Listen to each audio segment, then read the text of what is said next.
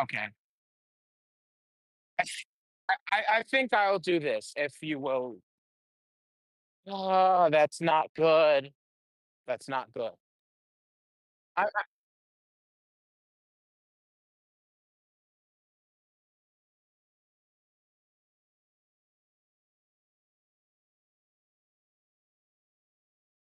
am this. This.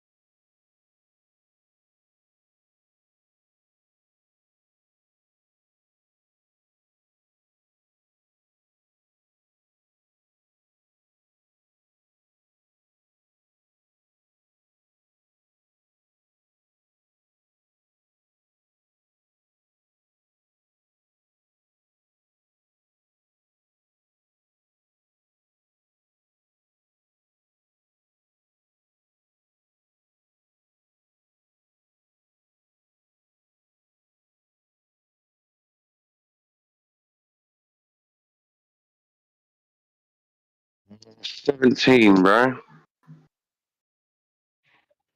9. 16. By the way, I just got here. Hi.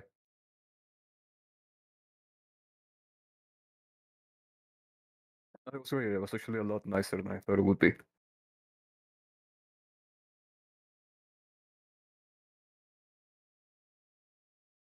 Oh, it's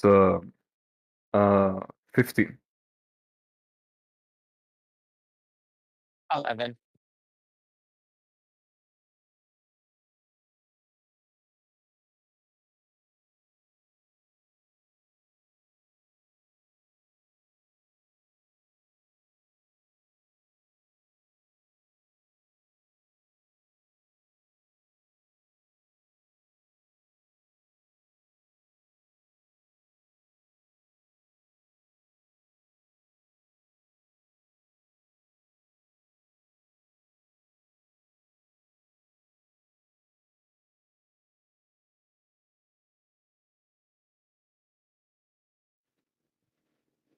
My character is Riddick the Forgotten. I'm playing a Marionette Gepetin, and my class is an Illiger, and they're essentially a forgotten toy. And no, they would not wear shoes.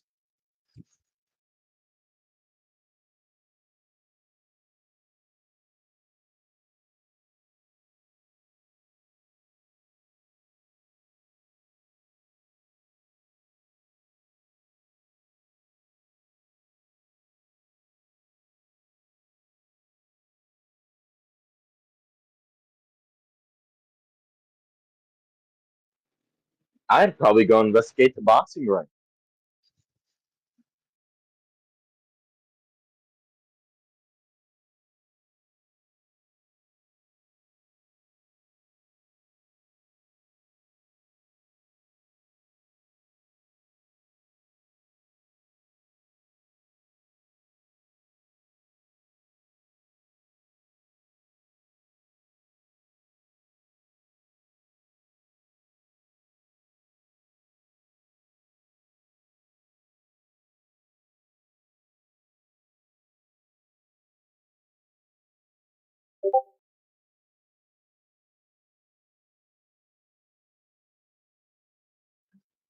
Hey, so where's the fighting?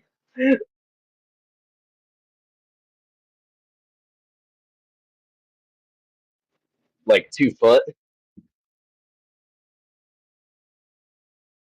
Roll persuasion, please.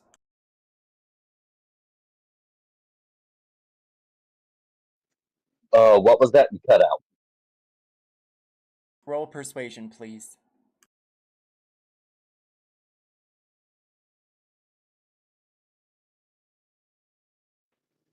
18.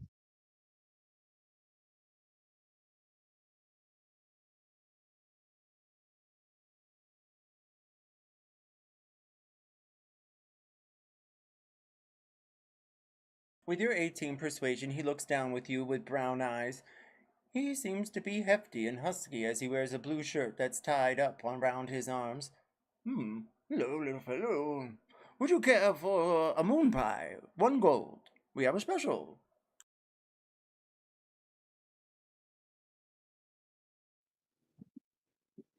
Not right now. I just want to know who are the fighters?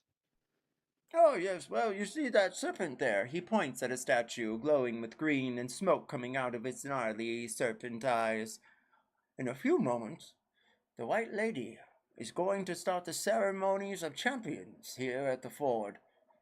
It only happens about once every 100 years. There's people all the way from, well, grand arcane portals. I hear places like Baldur's Gate and Waterdeep.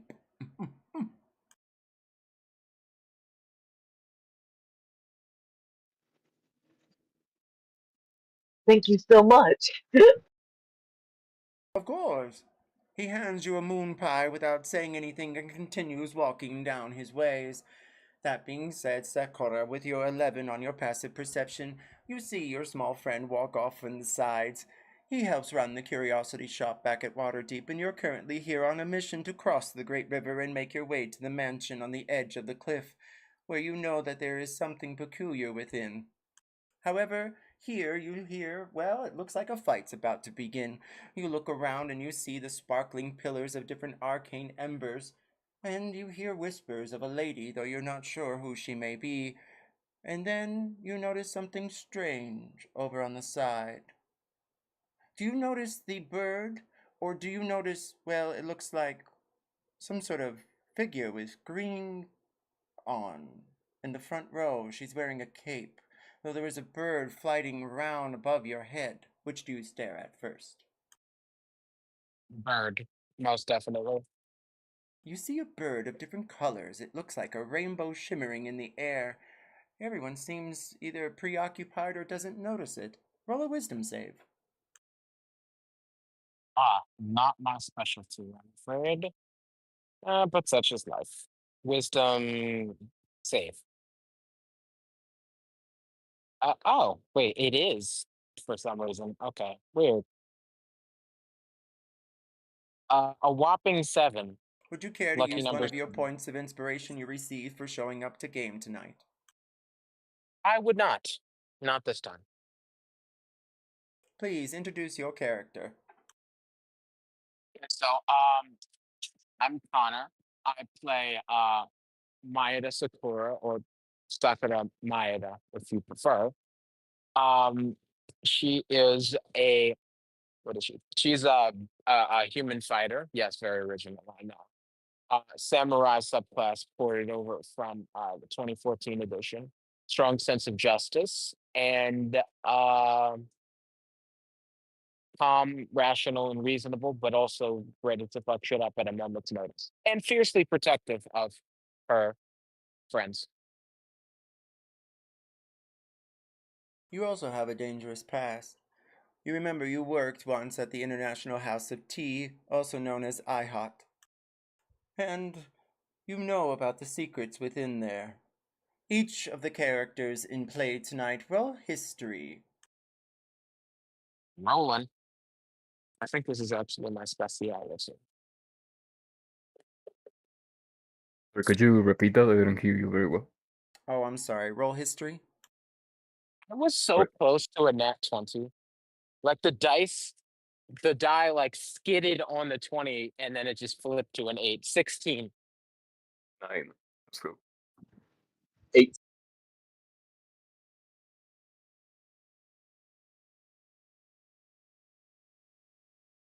Sunk. With your 9 on history, you're able to determine that you don't know anything about the great International House of Tea or its mysteries within.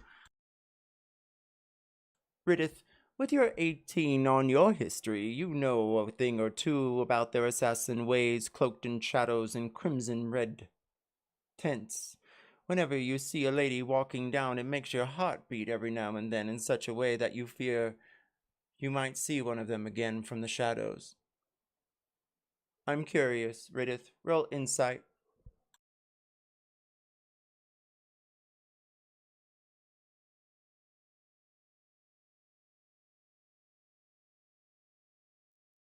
Nat 20.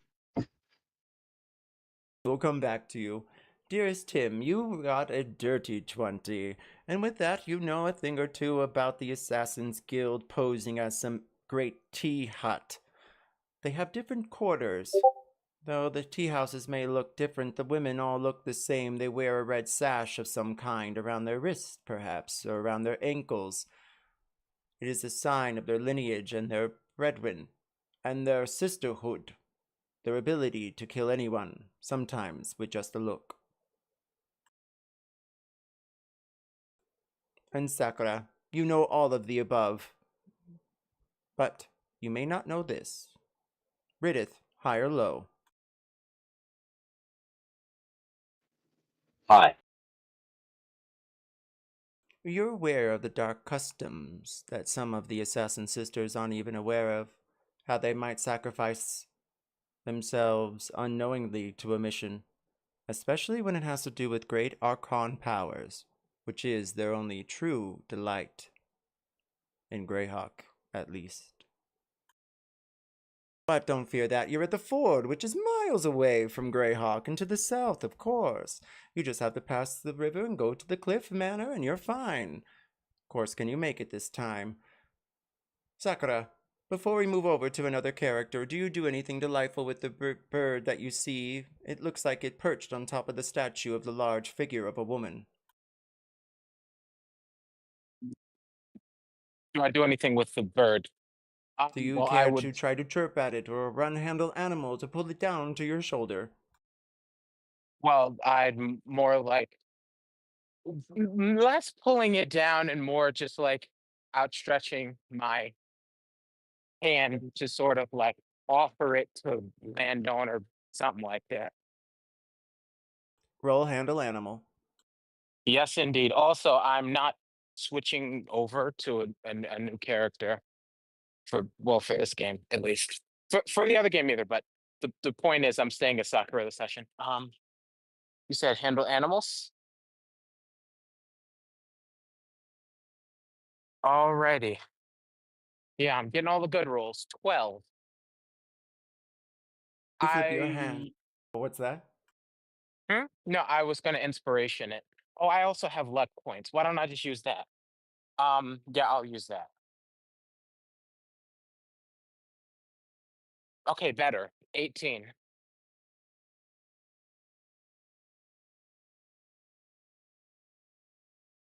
With your 18, you're able to determine that you flipped your hand in such a manner that even Snow White would gasp. Any bird would be glad to perch upon your wrist and nibble on your fingernails. But not in this case. It seems as though the bird almost looked at you and then, well, looked at you and then scolded you for trying to even, well, tame it, and seemed as though the bird is quite aware of your feeble attempts to have it on your shoulder. What a perch. Rather a quaint bird, don't you think?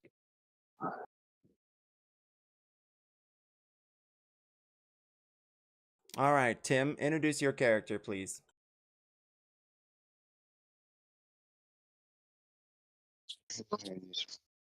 Yes. I'm Dr. Timber. I accepted this mission to go and investigate this rich man's problems. I talked to my mate Billy, and he gave me a contact within this magic hall to talk to Tom, who's going to be our expert. Oh, yes, and what's Tom's last name? Was it Wolfsbane, Wolfsbaten, Wolfsbatten? For easy. Wolf's over easy? For easy. Oh, yes, And for easy. I and I'm remember now. And I've been told by Billy not to bring up the werewolf thing because he's very sensitive about it. Father Tim, you receive a point of inspiration. Please give us more details about your character. Like what? He's a former frontline medic.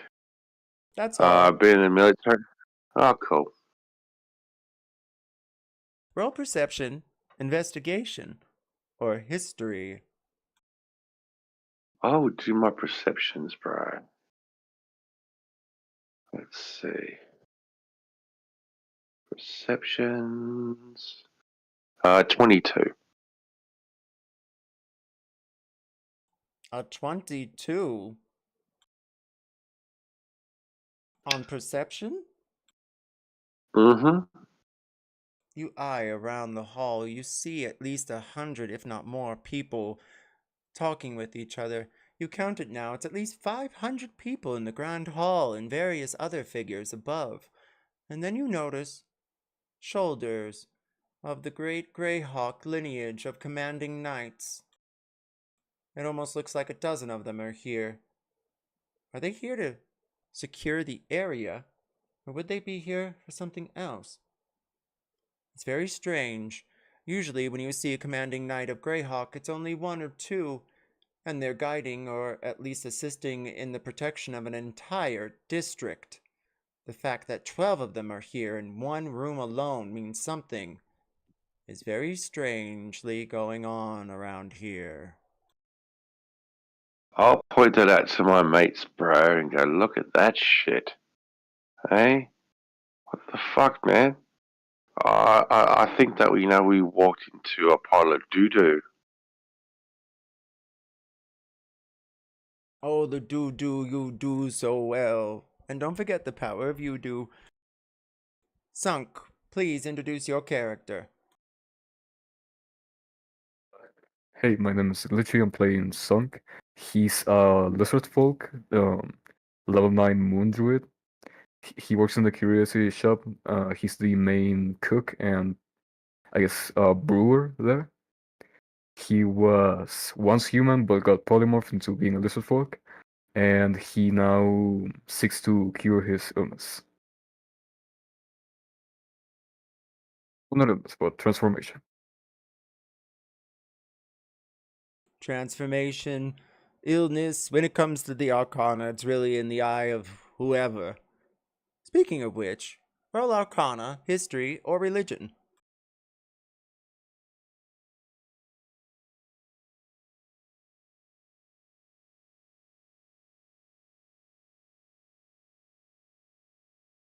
Where's history? Oh, God. Okay. Ooh, that's a natural 20. Darn. High or low? Yeah. High. You see the commanding knights, all 12 of them, and then you notice something else strange. A woman in green. She's smoking a twig, and the smoke fills the room almost in a fog and haze. High or low? Low. The woman in green, you know it true. She's a witch, through and through. Though you know something else. She's from Greyhawk, too. High or low? High. And then it dawns on you. The Witch of Thieves. She is a commanding officer in one of the thieves' quarter's most ruling and highly noted classes. Thankfully, the Ford is neutral territory for just about anything, kind of like Las Vegas on steroids. Speaking of steroids, Chu, please introduce your character. Hi, I'm Chu. I'm an auto gnome robot cleric, tempest cleric, storm sorcerer who likes to tinker with things and refer to herself in the third person. Yeah. Noted. You've walked into a large hall. The hall has a large dome made of stone. There are pillars all around this dome making up the large ford. You must cross the ford by some sort of way. You know you are supposed to meet a werewolf. In secret, though, they are a wolf, so may not let that be known. And their name is Tom, for easy. For easy. That being also said, dearest Chu, roll history, arcana, religion, or perception. Oh, Arcana. 17. With your 17, you're able to determine that the 4 large pillars inside of the ring that you see before you, they glow with such spectacular arcane might that you're afraid that if someone loses on the match, they could be fricasseed, or worse.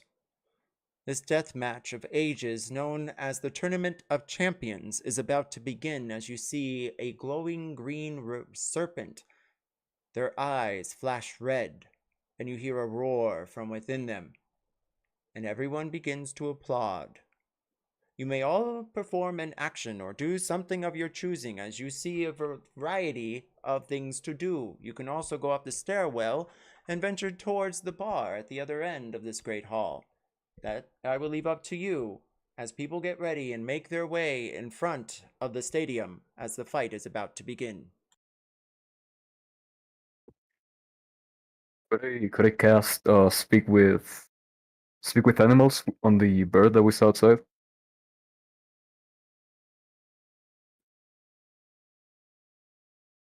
The bird is perched on the side of the statue head in front of you that overlooks the entire hall, and you can tell that it is no bird at all. Roll Arcana instead.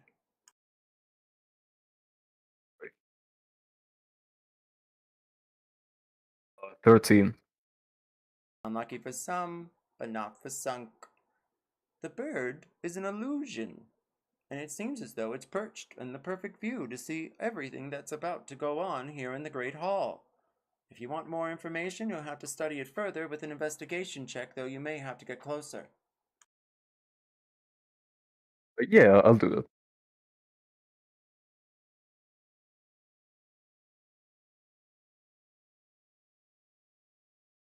Anyone else? Sakura, Ridith, Chu, Tim, what do you do there at the ford? You said the I'm just gonna Ford? start. The ford. The ford. Yeah, it's a ford, but I think you're supposed to pronounce it with a j, so it's like the forge. The fjord. I'm The not, fjord. I'm not following. You might have to come back to me.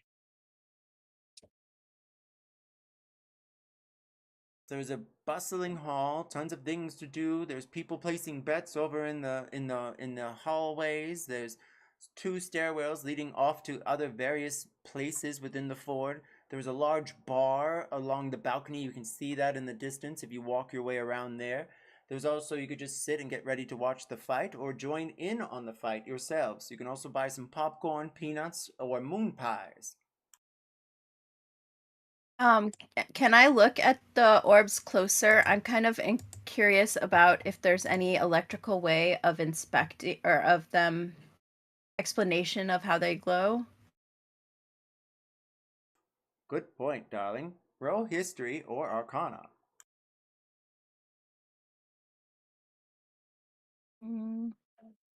I'll do Arcana. You push your way past various different Natural people. one. Oh gosh. Do you use your point of inspiration you received for this session?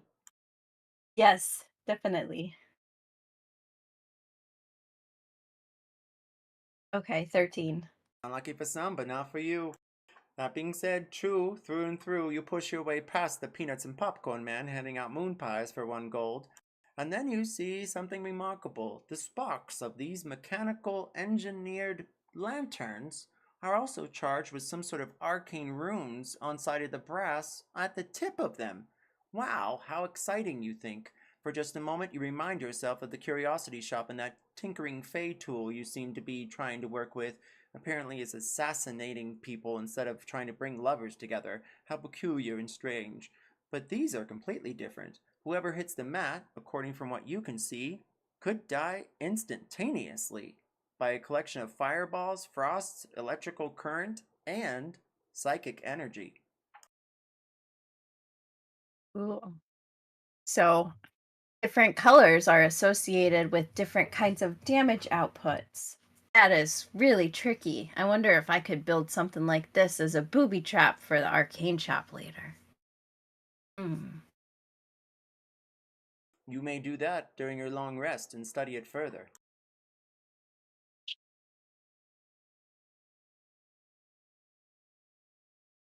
Ridith, what are you and your tying string shoes doing? I'm just gonna watch the fight, but as I do, I'm gonna pull out that little pipe of smoke monsters that I used before. Just start kind of puffing on, forming like a little briar beast.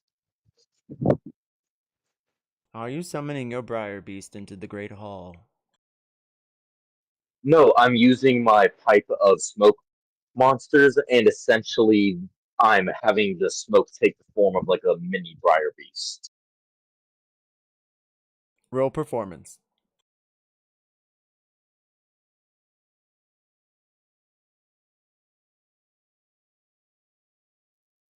$15.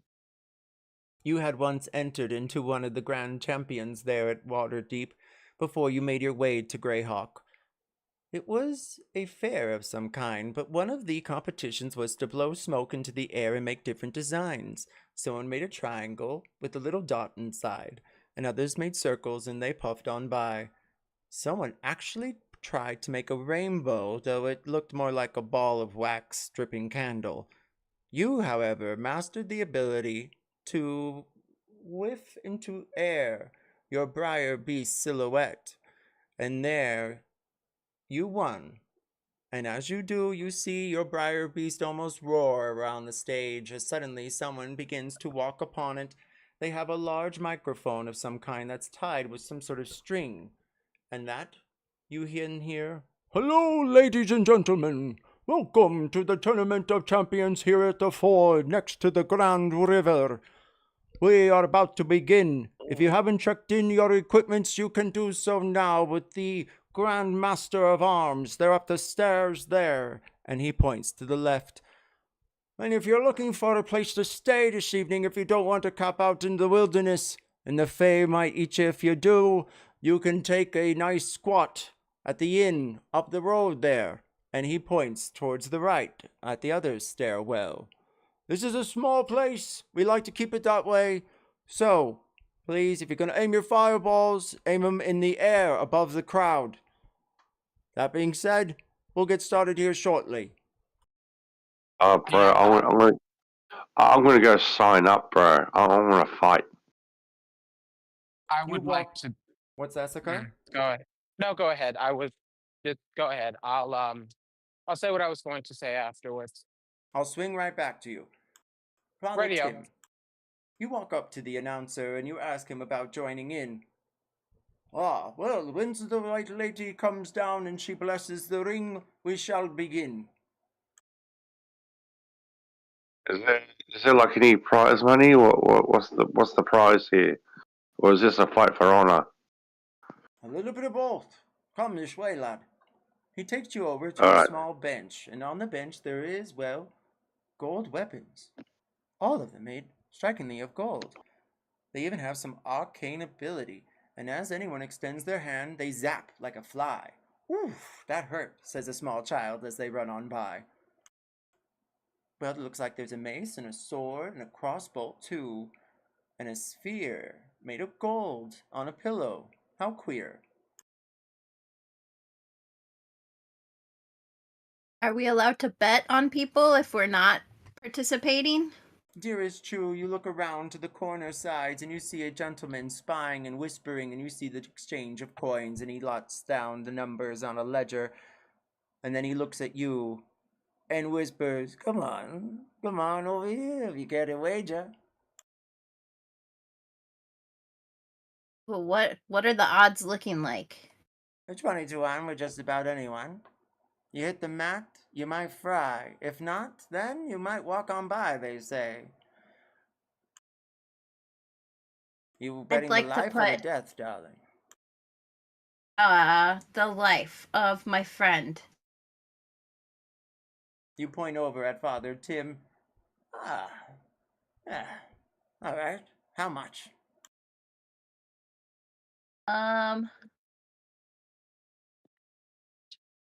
Let's go with how much do I even have? Let me just check my pockets real quick. Sakura, what are you doing, darling? You see Chu talking to a betting person. You see your dear friend Father Tim looking at the different prizes he could win. And Yeah, so I had a couple questions. Um, is this tournament like what is the legality of this tournament? Like, you is it walk sanctioned? Is it fine? Like, if somebody dies, it's okay? you walk up to the ring, studying a bit. Roll investigation. Okay.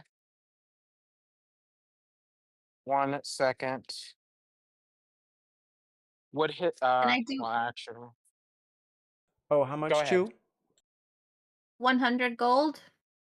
100 gold, he says. And as he does, he peers at you. You see his fingers are dirty. You see his nails are unkept. He has a gnarly whisker coming out of his nose, and he stares at you with his crooked hat. Fine. Name. Two. Bless you. Name. Two. Gesundheit. You have a cold? Name. My name is Chu. Oh. He puts away his handkerchief and jots down your name, Choo. And then he does a small, well, looks like ledger, looks like goblin he's writing in. He puts out his hand. Do you hand him the gold? I do. If your friend doesn't hit the mat, he might have a chance. You hear the clanking going into his pockets in his jacket. Oh, right. Now, Tim, you better win. Otherwise, I'm going to have some strongly worded sentences for you. Okay, well, I'm gonna bet 100 against Tim. I think he's gonna fail. Do He's you? going to die? He might. As if he fails, he dies. I mean, at least if we dies and I'm right, we get something out of it. You can always get spared, right? I guess. Yeah, you could just surrender. That's it. Right. Don't have to do Ah, any head chopping except for the people that don't matter, which, to be quite frank, nobody outside this party matters. Anyway, you know what? I'm gonna bet on myself. There's 100, Var. You can do it. Yeah, why not? I mean, if he dies, he loses everything anyways, so why not? That is true. might as well. But you could also just give all of your stuff to me if you die. I mean, it's not like it's gonna. I'll give all my stuff to you, Chu, because you believe in me. So you get it. I'll even give Yay! you my shares in the curiosity shop if I die. How's that? Ooh. I would be happy with that. Awesome. And after he does what he needs to make that happen, I go to the bets guy and ask if it's possible to change bets. We will go over all betting here in a moment. Sakura, as you study the ring, you learn a thing, high or low. Oh, did I tell you what my oh god. Or you can see my roll, right? High or low. Um I don't know. High this time. You study the ring and learn a thing. You figured out that if someone hits the ring, that all 4 pillars will trigger. And then suddenly someone taps you on your shoulder. They startle you for a moment and you see a tall figure, at least 6 foot, They're wearing some sort of black, well, almost sooty outfit. And they have charms on their shoulders. They have a goatee and long brown hair and yellow eyes. They are Azimir. Oh, hi. Hello there. Also, I don't know if this is relevant at all, but Sakura is 4'8", so I just thought you should know that to increase the funny factor. You stare But up at anyway, him, and your hair hits your katanas on your back. You have katanas? um, yeah, katana and a wakizashi, so close enough. Long sword, short sword, on the right waist. He stares down at you. Are you from Waterdeep? Yeah, I am from Waterdeep. How did you know? I rolled kind of high. No, I had seen you there. That's strange. Are you gonna join the match? Well, I was hoping to. Yeah, why not? I hear if you die, you don't go anywhere good. If I die, then I die. He So looks I pale for a must. moment as you say those words. Wow.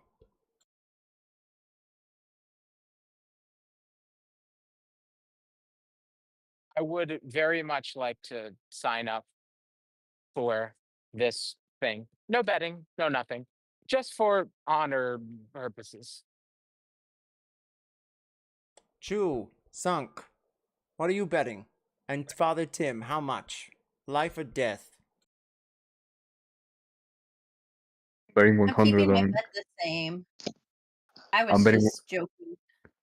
I'm betting 100 on Tim dying. Crazy work. Crazy work. I mean, I'm betting I, 200 on myself, bro, to live.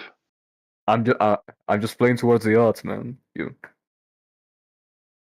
Hey, Oh everybody gets God, 20 to 1, bro. Everybody gets I thought 20 to all the 1. odds were the same. Yeah.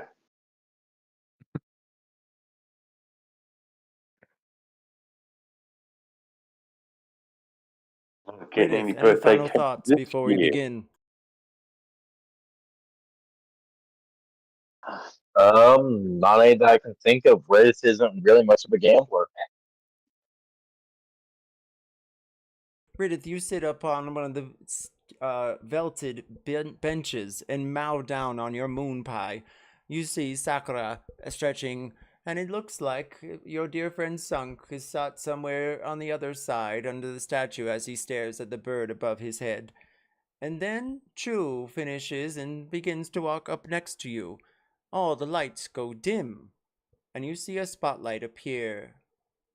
And suddenly, a woman, too. She almost appears out of thin air. You see the sparkle of gold magic around her. Each of you, roll medicine.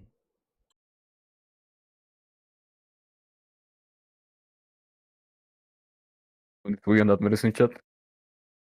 8.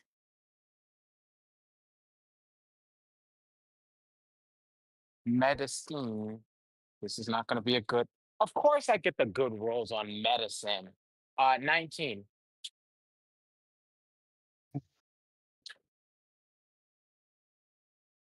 Sunk, Sakura, you can both tell that she seems as though she's elven, but also dragon. You see scales upon her skin as the light hits her in such a way that it almost translucidates her skin, and her eyes are gold yellow. She begins to dance, and as she does, her hair begins to grow so long it fills the entire ring. And then suddenly, in a snap, it vanishes, and gold glitter appears where she once stood. The entire crowd around you begins to clap and holler and hoot. Each of you, roll history.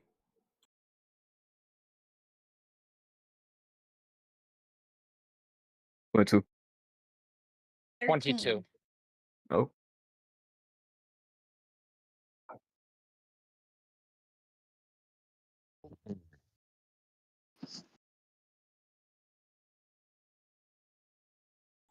Sakura, So, Sunk, Yes. you both know the name of this white lady is Arin. She is an old fey goddess witch. She used to have temples erected around the forests, around the river, until they were removed by followers of Vecna. But she still blesses combat, especially when she believes those worthy are nearest to her.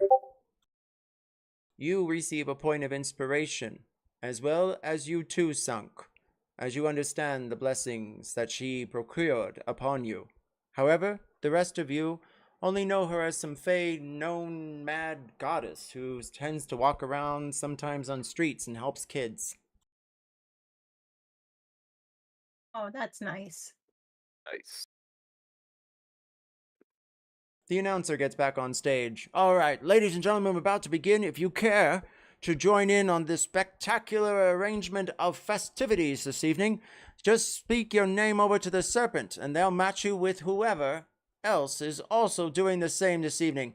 We'll give you all 10 minutes to prepare. Put your names into the serpent, and we begin the match.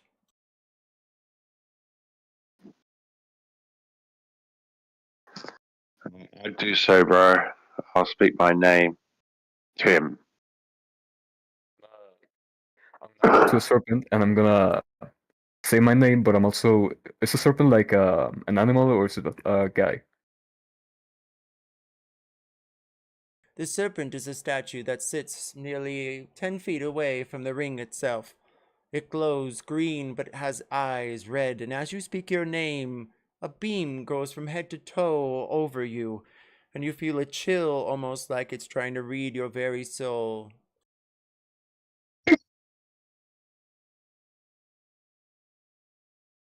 So It's you go into the match, Sunk? You're joining the death match? Yeah, I have a great plan. Trust me. You see a small goblin. She has curly brown hair and she walks from there to there. She talks to each of you that joined in. Tell me, what was the reason? She says to you, Father Tim.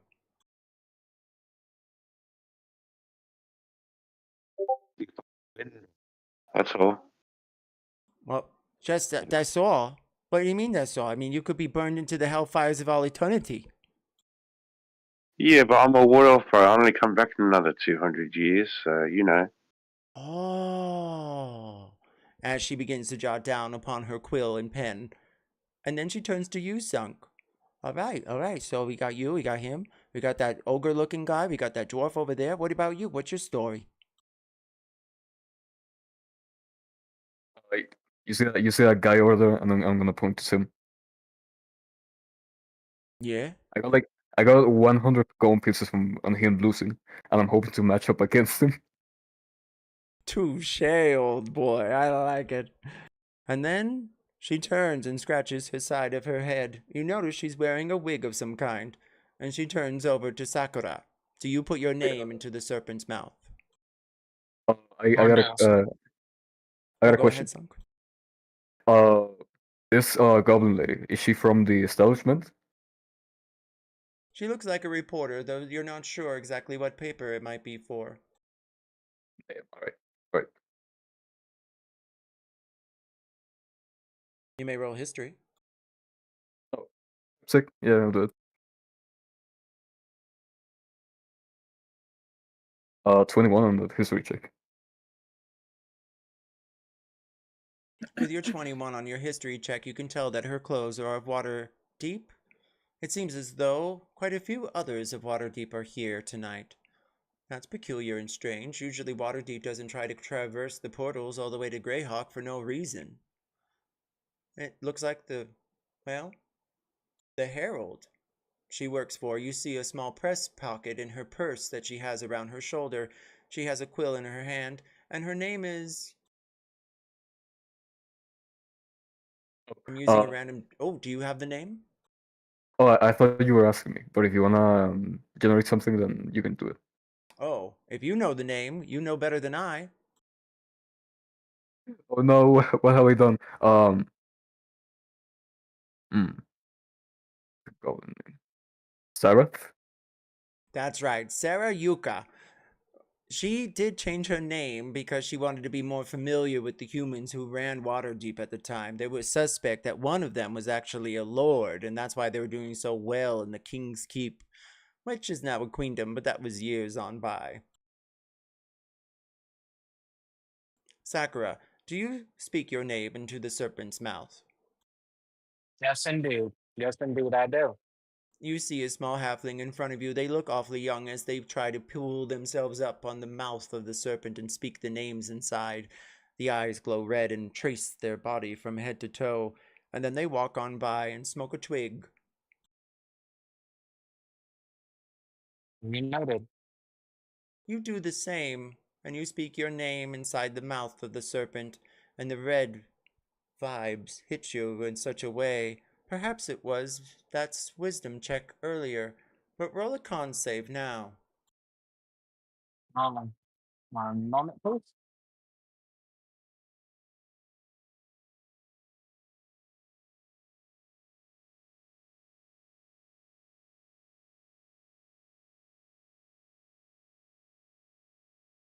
That 2024.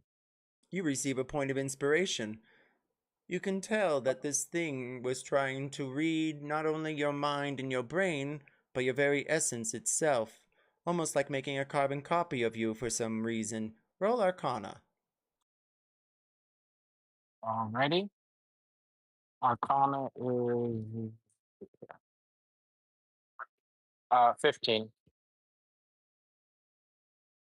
With your 15 on your Arcana, you can tell that the serpent is that of Zira, a ancient being in the Forgotten Realms and the Seas of Poison, near Talonan's realm. And that begs it differ. It seems as though maybe the god himself is in charge of these hellfires you hear whispers of.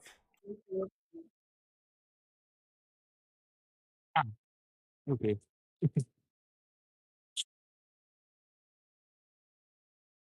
Everyone, roll I initiative. Everyone. all right. Rolling on that. God, that's a 6. 21. 15.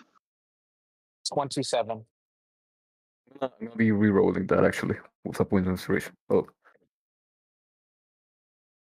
Okay, wow. Okay.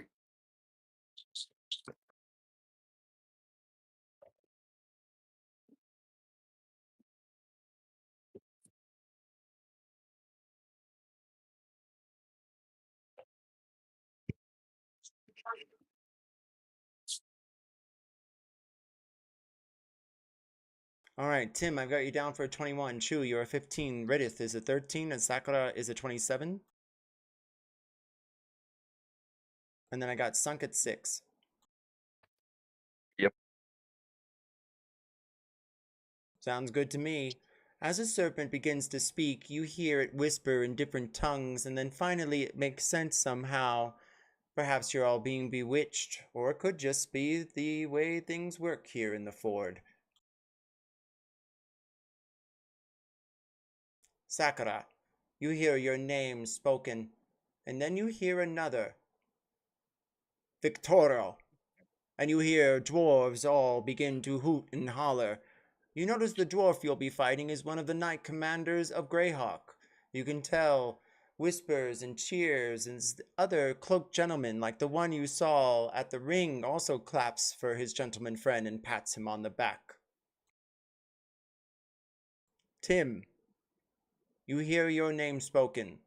Father Tim. And then you hear another name. Yotana.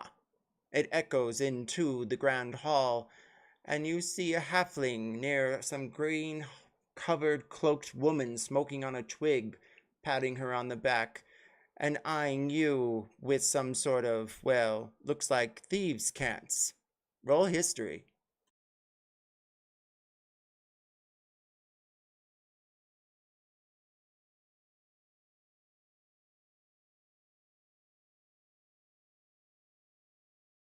We'll come back to you for that history check, Tim. Chu, As you look around, you see a peanuts vendor. Do you stop them before the match begins, or anything else? Stare at the bird, or try to grab your attention of your betting friend and make another one? Is it too late to join in? You can try and whisper your name into the serpent's mouth. Okay, I'll go try too. This Roll looks like fun. persuasion.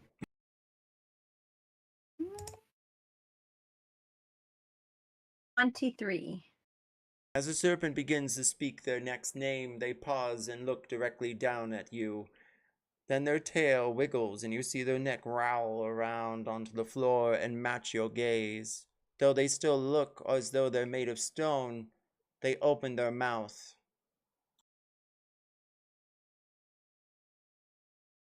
You have to say your name. Ew. And you see its red eyes eye you from head to toe, and you feel a shiver down your spine. Choo, it says. And then you hear another name. Miona. And with that, you see what looks like, well, an ogre of a beast. It's an orc. They stand at least 9 feet tall, and she's armed with a sword and shield. Her muscles expand beyond her breastplate, and she's clad in scale armor from head to foot. Gulp. Ridith, what are you doing? I'm just absolutely chowing down that moon pie, just waiting for the action to begin, so I can cheer on my friends. As you chow down on your moon pie, roll me a, well, medicine check.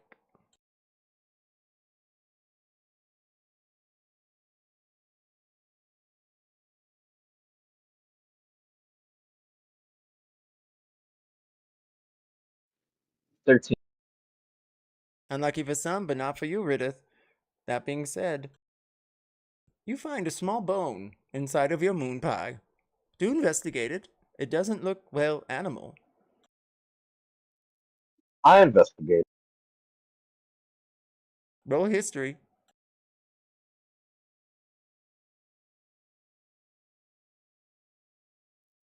16.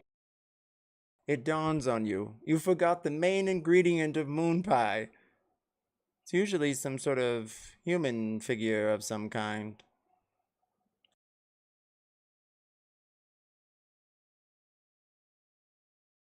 Do you continue eating? Yeah. Excellent.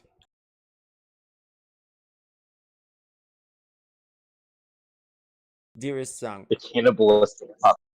What's that? I said the cannibalistic puppet. Oh, you did spend some time in the shadows, I think I remember. Sunk. That being said, you hear your name last. And then silence.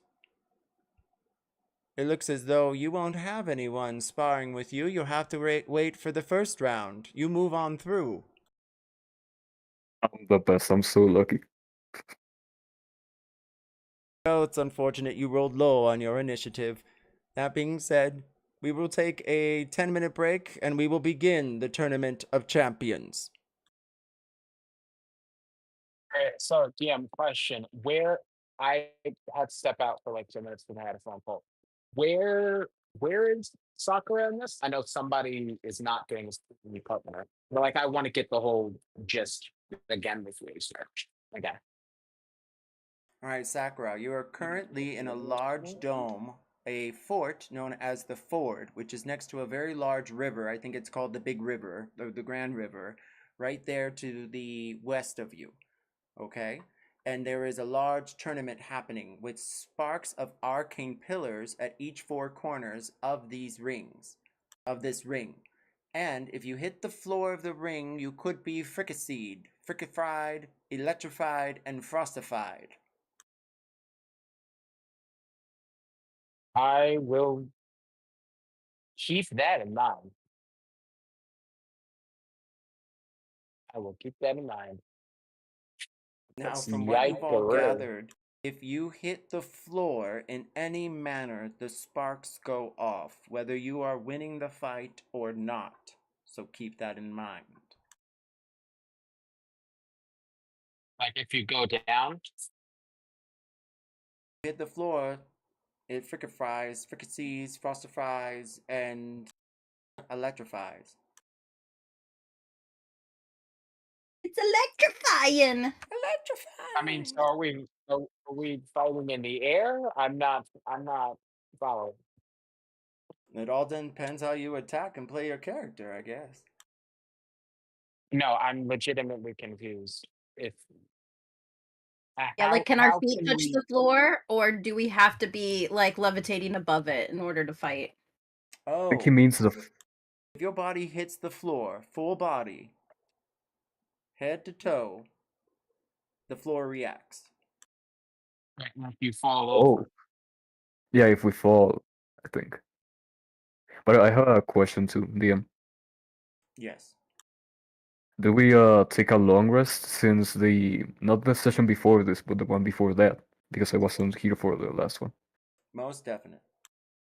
Alright, then I'll be changing some of my wild shapes really quick.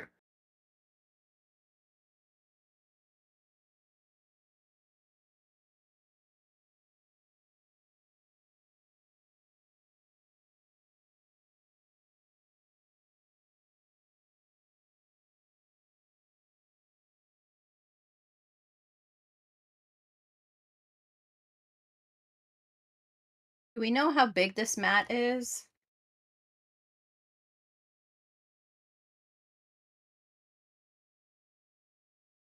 10 20 feet feet. long or 20? Okay.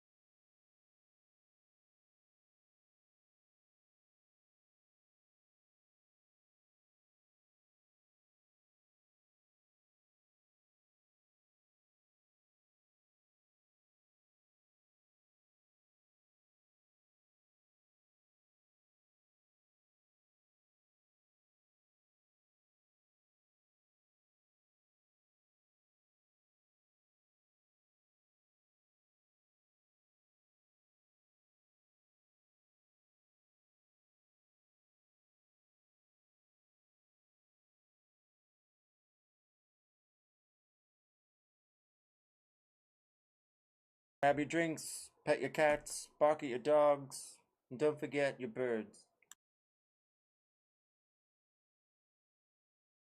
Alright, I'll be back.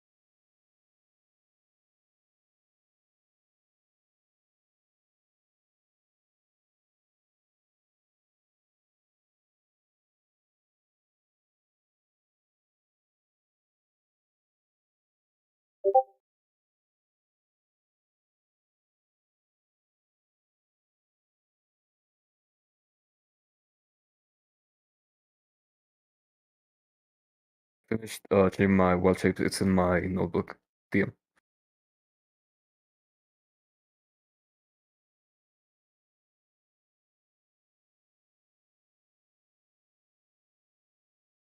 Sakura, are you here?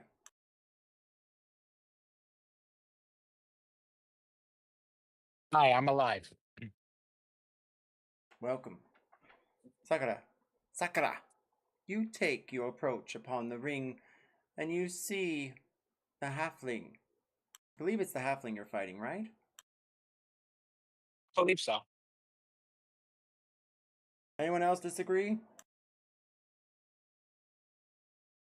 Excellent. You're fighting the halfling. She steps into the ring just as you do.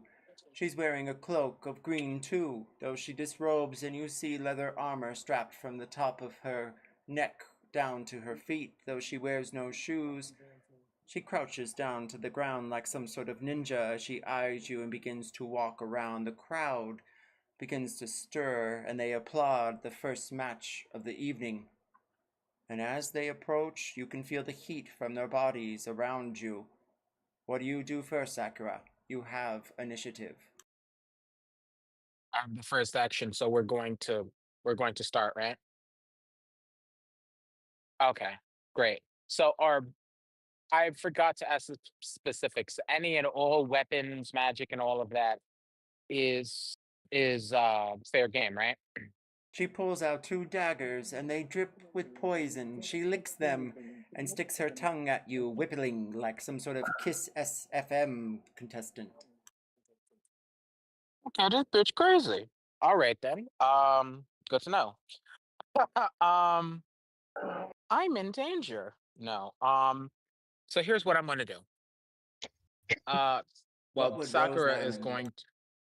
What's that? What would Rose? I love the Golden Girls. And anyway, um, so Sakura is going to um, she's going to bow to her opponent, and she is going to say very seriously and sternly, "Please understand that I hold you in the highest regard." And she is going to pull the musket off of her back. And actually, I'm going to use action surge. I'm going to use an action to coat a piece of ammunition, magical ammunition, a musket ball, in poison, a very virile poison, a purple worm, I believe. And she's going to load it in, and she's going to take that crack at her.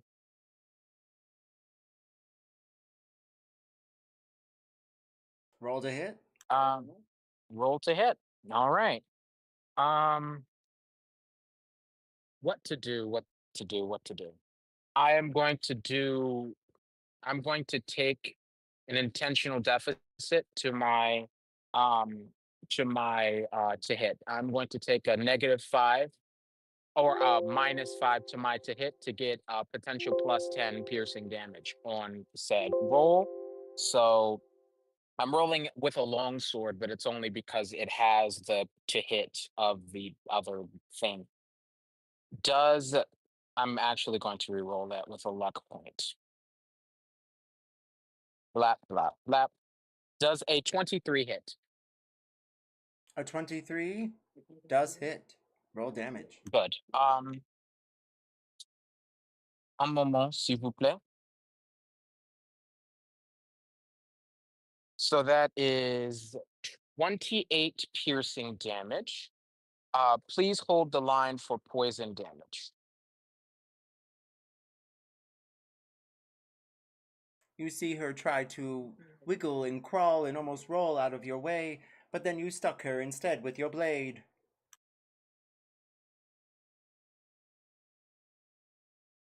Oh, wait, I'm sorry. You are using a musket to fire at her? My bad. She Yeah, tries to yeah, wiggle yeah, and yeah, roll no. away, and you jab her with her bullet instead.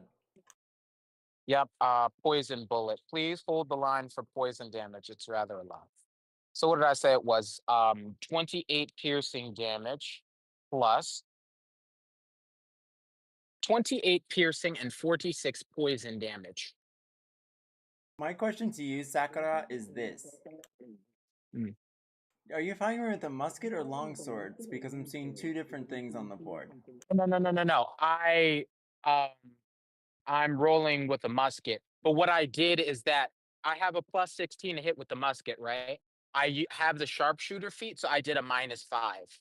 And so the easiest way for me to add the modifier is to roll with the longsword because it happens to be 11. Does that make sense? Correct. Thank you. Okay. Yeah.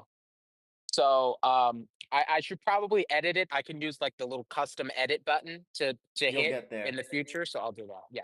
I believe you will So do what it. did I say? 28 piercing and 28 piercing and blah blah blah blah blah 46 poison damage. And I also am going to draw my katana, my main katana, and I'm going to take a swipe at her with that. You see the woman in green from Waterdeep stand, and you see her yellow hair. It almost seems pink as the light hits it, and she says, "This is a travesty." She says, "This whole match is rigged," as she waves her hand at the ring. Listen, in my defense, that tiny terror could probably just as easily kill me. I just happened to get the pop shot off on her. So yeah, I'm gonna draw the katana and I'm going to take a swipe at her. Does a This is ridiculous. Does a 30 hit? A 30 does hit. The small, Radio. whimpering halfling. She's young and only a cadet of the Thieves Guild, though she may not be for long. Okay, so that is a total of 28 piercing, 8 slashing, and 46 poison damage.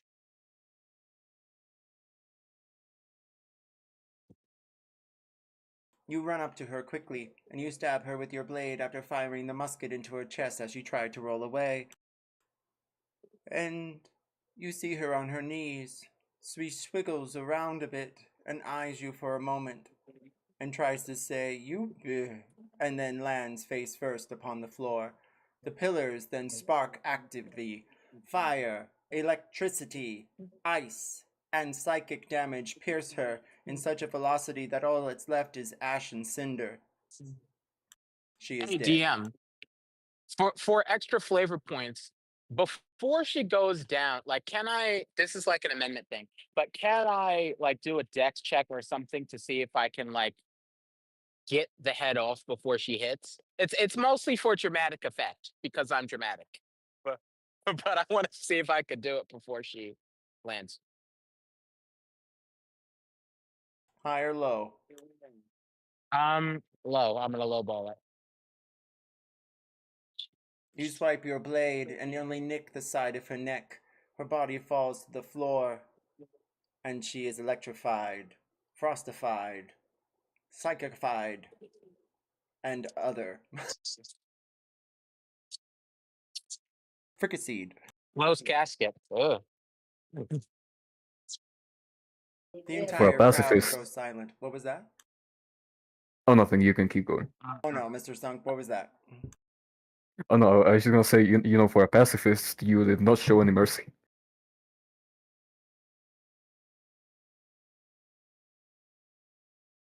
Sorry, can you repeat that? I thought your character was a pacifist, man. Good. Oh, okay. It's inherently contradictory. It's like a pacifist sort of thing-ish, but it's like she's also simultaneously judges people like, oh hey, you deserve to die. And that can rest easy on my conscience because I'm seeing it as delivering justice. The reason why I asked about like the legality of this tournament was specifically so I can judge them guilty or not guilty. Which is very cool, actually. I don't know if she's a I know it's valid. pacifist, as much as she might Ye- just be a muskifist. Yeah, I did. I was gonna. I didn't want to say anything that does not seem very pacifistic. Wrong word. It was a misnomer. I have to come up with what it is. I made it inherently contradictory on purpose to reflect human nature. If you like it, you can keep it. I think it's cool. But Dearest I'll Tim, circle back to that later. But very good point. Very good point. I had a point in doing that. Please continue. the crowd roars with delight after a moment of silence, and you see scrubbing people wash the floor in blood and remove the body. After a few minutes, you will begin the next match with Tim and Victoria. Hurry up. Wait a minute. I don't want to fight Tim. To be fair, I suppose it was an inevitability considered we both enrolled in the same tournament. Since you're a pacifist, Brain, I'm not a guilty man. Your honor demands that you surrender. If you don't want to fight him, I'll gladly take your place. Yeah, I'm just looking out for you here, bro. Your honor says, since I am a good person, you're not allowed to fight me. That means you have to surrender. Let's cross that bridge when it comes to it. I want to see how that plays out. I'm almost sure how it's going to play out, but I want to get that in role play form. That's what I'm telling you on the side, bro. So, like, here, that's what I'm telling you on the side. It's like, I mean, you signed up for this. I did. yeah, but The rules did say, bro, that you're allowed to surrender, which your honor demands. But if your honor is not, that important to you, and your vows and everything else, well, I'm not responsible. You surrender. Do you still die, or do you get off easy? No, no, you just walk away, bro. I mean, are you sure? Did you see what they did to that halfling? Oh no, because that halfling was a bitch, bro. Complained. It wasn't even just that. It was the sheer viciousness of. She wasn't even sure that she was going to kill somebody, and then until she did, and then until that happened. So yes, Sakura will surrender, but I would like to get that in role play form. And, I'll well, give like I you. said, bro, I was just talking to you on the side as I enter the ring. Oh, your character is talking to Sakura on the side. Yeah, that's what I was doing. You Yeah. probably should have phrased it that way because I thought you were just telling me out of character. Then what was Sakura Uh, say in character? That is a very good point. What is Tim's character like? Is he what is he like? Not to sidebar, just very quickly. Give me the rundown. I'm a very good person. I'm a well-respected doctor. Oh yeah, she's definitely not killing you. What the fuck? Oh Sakura. no. Huh? Sakura. I'll give you a whole 5 gold pieces if you let me beat the fuck out of Tim. You may do as you wish. I will not harm you, Dr. Tim. The rest of them, they may deserve to die, but not you. And she's going to walk away. If you want to tag in, tag in. She's going to wipe That's the against the blood of rules, her bro. just very That's quickly. against. Hmm? What? No, go ahead. Go ahead. It wasn't important. Go ahead. I was just saying, bro, that unfortunately, our friend can't tap in because he's not a registered fighter. Well, shit. No, he can't. Yes, I am. I did register him. I'm not even gonna lie. I was expecting us to fight later on so that by the time we both met in the middle, it could be okay, fine, you win. But it's all on you now. I am a registered fighter. What are you talking about? And with that, you hear a large gong where dinner is prepared. Just kidding.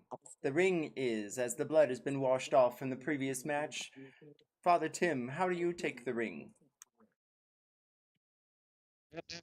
I'm gonna take the ring, bro, like how they do in the WWE. It's like, oh yeah.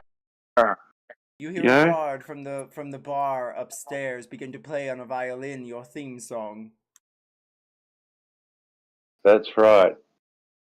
I wanna be sedated. No, I have no idea. Victorio also enters. He wears some sort of large cloak and he carries a javelin.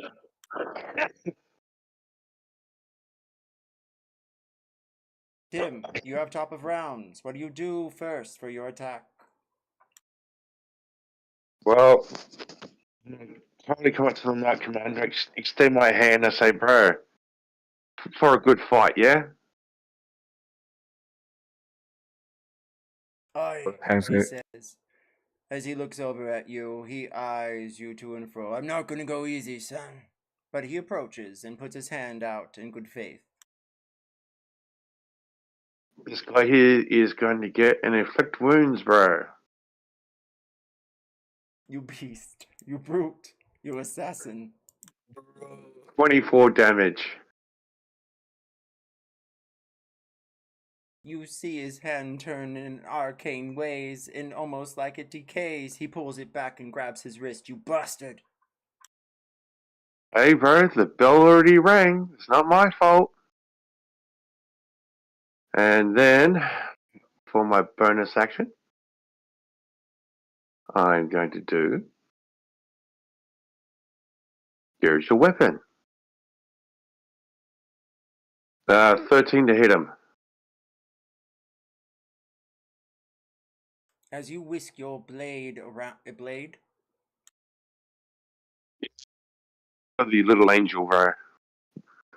an angel appears within the halls. It pierces down from the great temple, almost like dome, and upon the stage in front of you all, and it does not pierce the great paladin that stands before you. He says. Actually, I lied. What did you roll? You hit. My bad. Paladin with an AC of 13? Well, I forgot he's not wearing armor. He's wearing only a cloak, so he can show how brute and strong he is. What an idiot. Okay, we go for an 11, bro. The rest of the knight 11 damage. commanders gasp. What's that, Tim? 11 damage, bro. With your 11 damage, you see the angel slash at his back, and he howls in pain as you all see blood hit the stage. It almost looks like the arcane orbs are flickering now, even brighter than before. And he takes out his javelin and swings at you. What is your AC? 23. 23? Yep. You all hear a screeching sound as it hits the side of his shoulder, and then he begins to cast some sort of divine spell upon his javelin. Do any of you speak Dwarven? No. No. Tim. I do. Ooh. No. I do. I do. Trolled. If there's a language, I probably speak it. Bridith and Sakura, you hear him say, "May the eyes of Cord guide my javelin." And as it does, it strikes the chest of Father Tim so severely that it sends a ripple through time. High or low, Yep. Father Tim?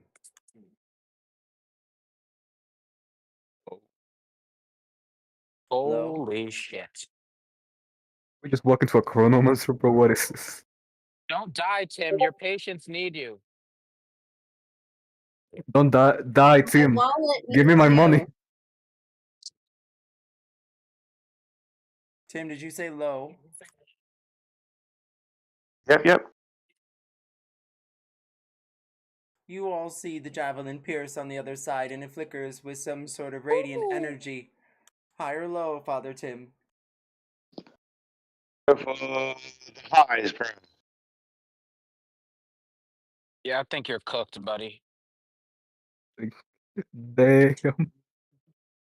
Father Tim, you are taking 66 points of radiant damage. Why, yes. 66. 66. Oh my god. Let's see. Who is this guy? The scion of like the god of light or something? Father Tim, what is your hit points? 66. 66. Do you have any resistances? You need to sleep and being challenged. Anyway, there's things that swing. There's standing up. Father Is it Tim, my since you're at 0 hit points, I will allow everyone one action to secure your safety in some fashion and break the rules of the championship. If they I'd like to do choose. something. I can't fall down anyway, bro. I've got the slippers spider climbing.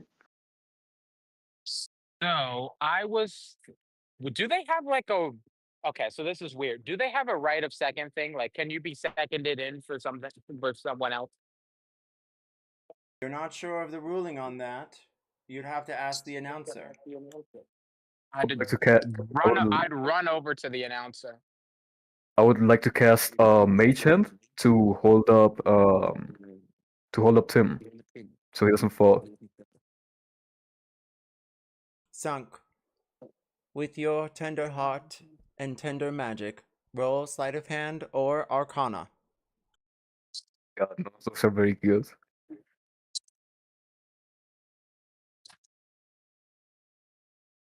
Oh no! Okay, I'm gonna reroll that one. I'm using my other point of inspiration. Oh no! I'm out of inspiration. Fuck. Alright, that's an 11. You try as you might, your arcane hand has held his head just above before he passes out completely on the floor. The arcane spires begin to roar. Anyone else? Um, You're gonna circle back to me, right, Navigator? Yes. Okay. All right then. And we're You circling have the back. floor, Rainbow. Oh, did you want to say something, Rainbow? I'm trying to read this spell or this like teleport thing to see. Oh, okay. I can wait for you to finish your thought, and then we could do my thing. Ridith, Oh, you go stand there in the bleachers. go for yours first. Okay. Oh, Sakura, are you ready? Yeah, I'm ready. Fabulous. Go ahead. Yeah. No. So she's gonna run over to the announcer, and she's going to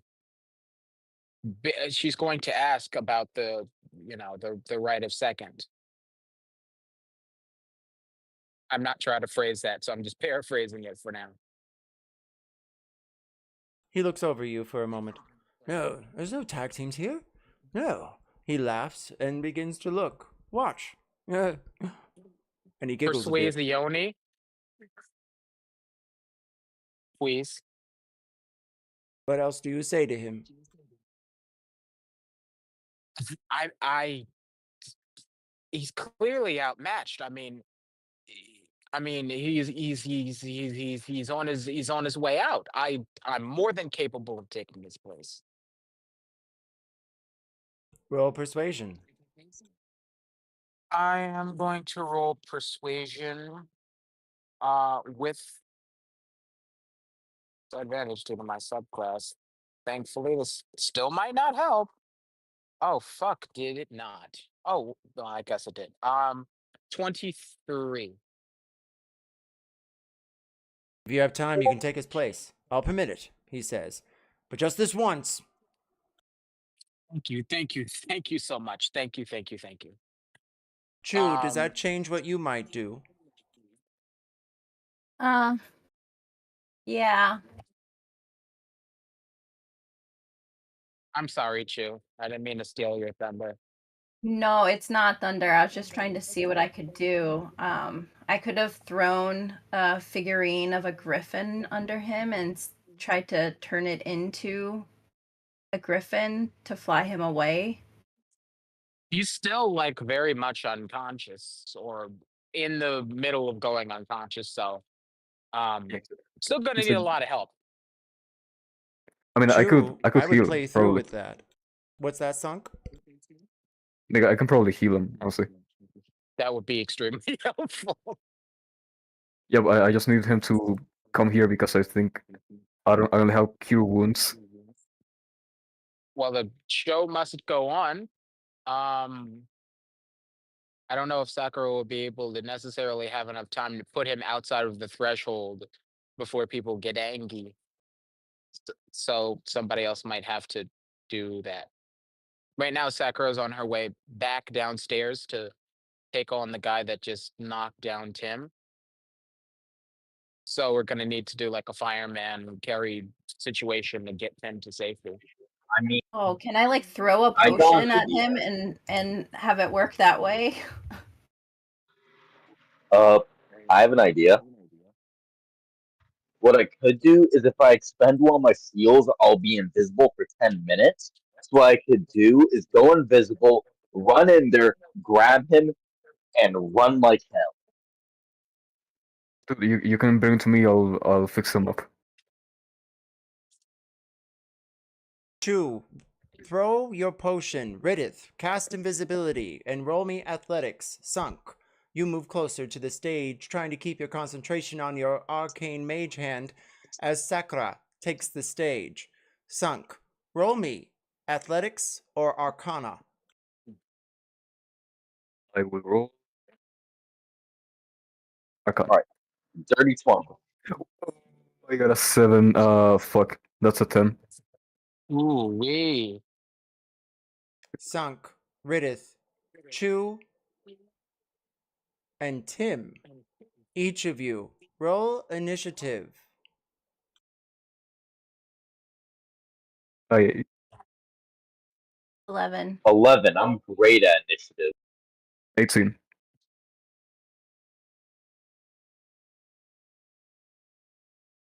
Ridith, you turn invisible and run to the stage, and in slow motion you see the mage hand cramp Sunk's own wrist. He grabs at it.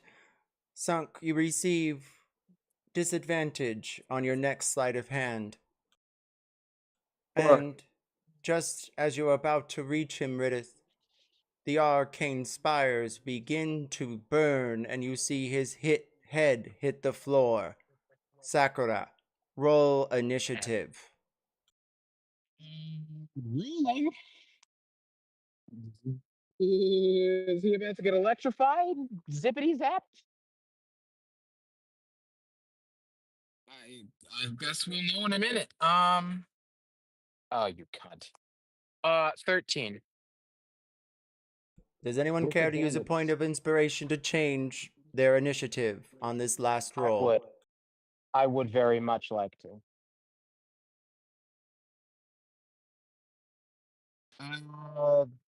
Flip flop. 26.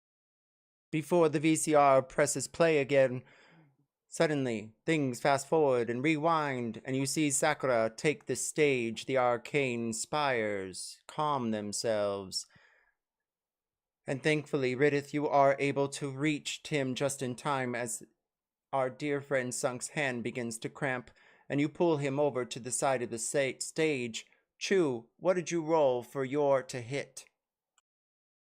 Oh, what do I roll for hitting?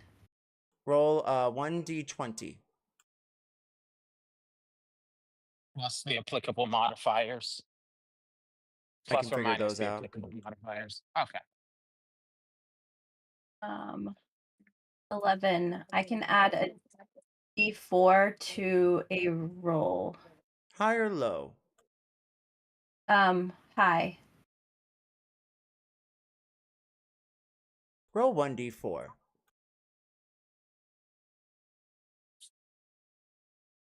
Okay, so 3 on top of that is 14. Before you had left Waterdeep, you took an experiment with you. You had been working on it for quite a long time. It's a smashing healing potion, though you haven't figured out an exact name. It might be good for marketing. You have tested it a few times on a chicken. Well, at least you thought they were. Waterdeep can be weird, but so can Greyhawk, especially Greyhawk with the chickens, as they do tend to wander around the arcane orbs too long. That being said, Chu, you have 3 other smashing potions available to you. Please mark that on your character sheet. Okay.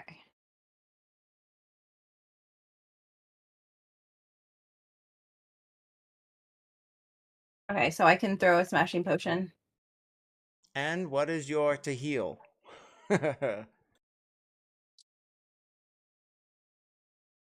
What does that mean? Is it 1d8 of healing? 2d4 plus 2. Excellent. Please roll that for the healing upon Tim as Sunk just is able to grab him as Ridith pulls him in. Now that he's here, can I cast a cure wounds on him? So 9. And you may, Sunk. Please do. I'll cast it at first level, so that's 2d8 plus 5. Heals for 10 damage. 19 in total. Tim, your eyes open up again, and you swear you saw the currents of the sea look like some sort of fiery, deep grave you were about to live eternity in. But thankfully, instead, you see Ridith and his strings and furry face and Sunk. Well, at least It looks like he still has his head on him. You owe me $100. What happened? You got fucked, man. They pierced you like an apple.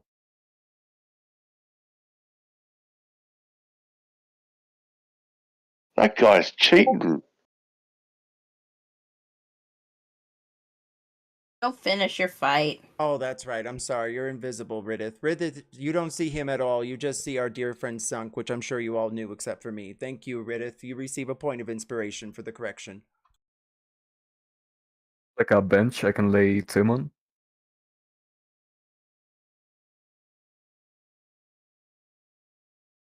Sakura, you take the stage. Victoro surrounds you. This isn't fair, he says. I'm a Knight Commander. I don't have to deal with these fatalities. And he leaves the stage immediately. Wait a minute. So the dude that I was fighting left, or the dude that I was going to fight left. Is that correct? That is correct. Oh, he forfeits. Bring the next one on. But then suddenly the lights go dim and somehow a spotlight appears over the serpent again at the main entrance of the great hall, where you spoke your names within. And then you hear, Sunk! What? Sakura!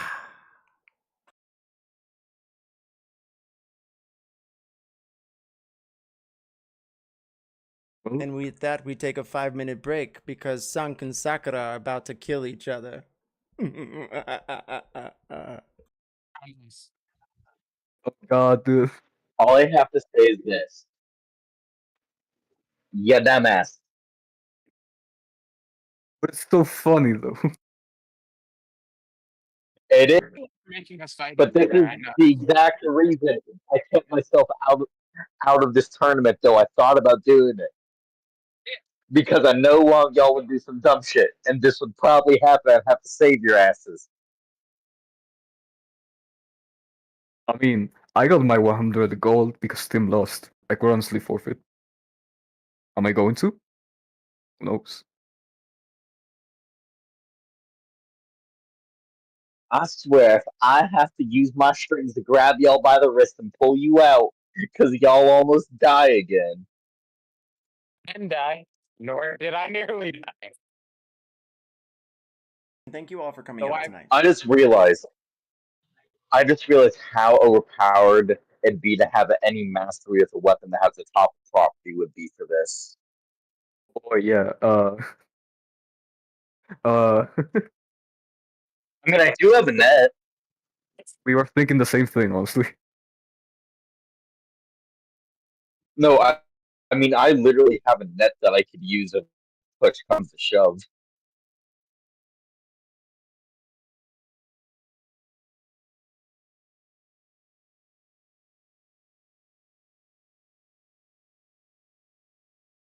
Chu, are you with us?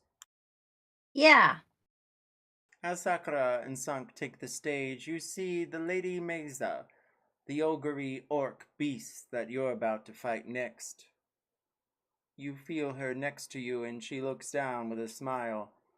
I will praise the wolves in your honor when I take your life. Oh, that's so nice of you. You're don't welcome. thank her.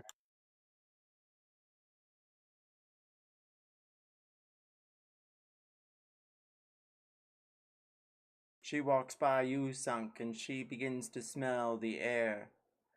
And then she looks back at the weapons. A choice must be made to the winner, whoever it is that succeeds in the tournament of champions. She tries to grab it. It looks like the long sword made of gold, and it sparks at her. She grabs her thumb and puts it to her mouth. Roll for damage. They die. They spontaneously combust. Flames coming out of their eyeballs. They got a Chu heart gets a attack. lead. Their head explodes like a supersonic bat going through a watermelon. Wow.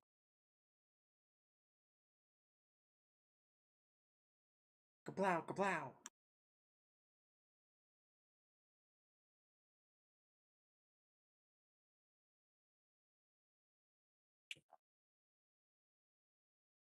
I figured we all just needed a break to hit things for a moment, so we'll get back on track on story soon. Oh yeah, I get it. This has been pretty fun.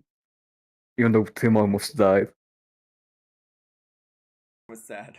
I was like, I've been, oh. I would be very sad if Tim died.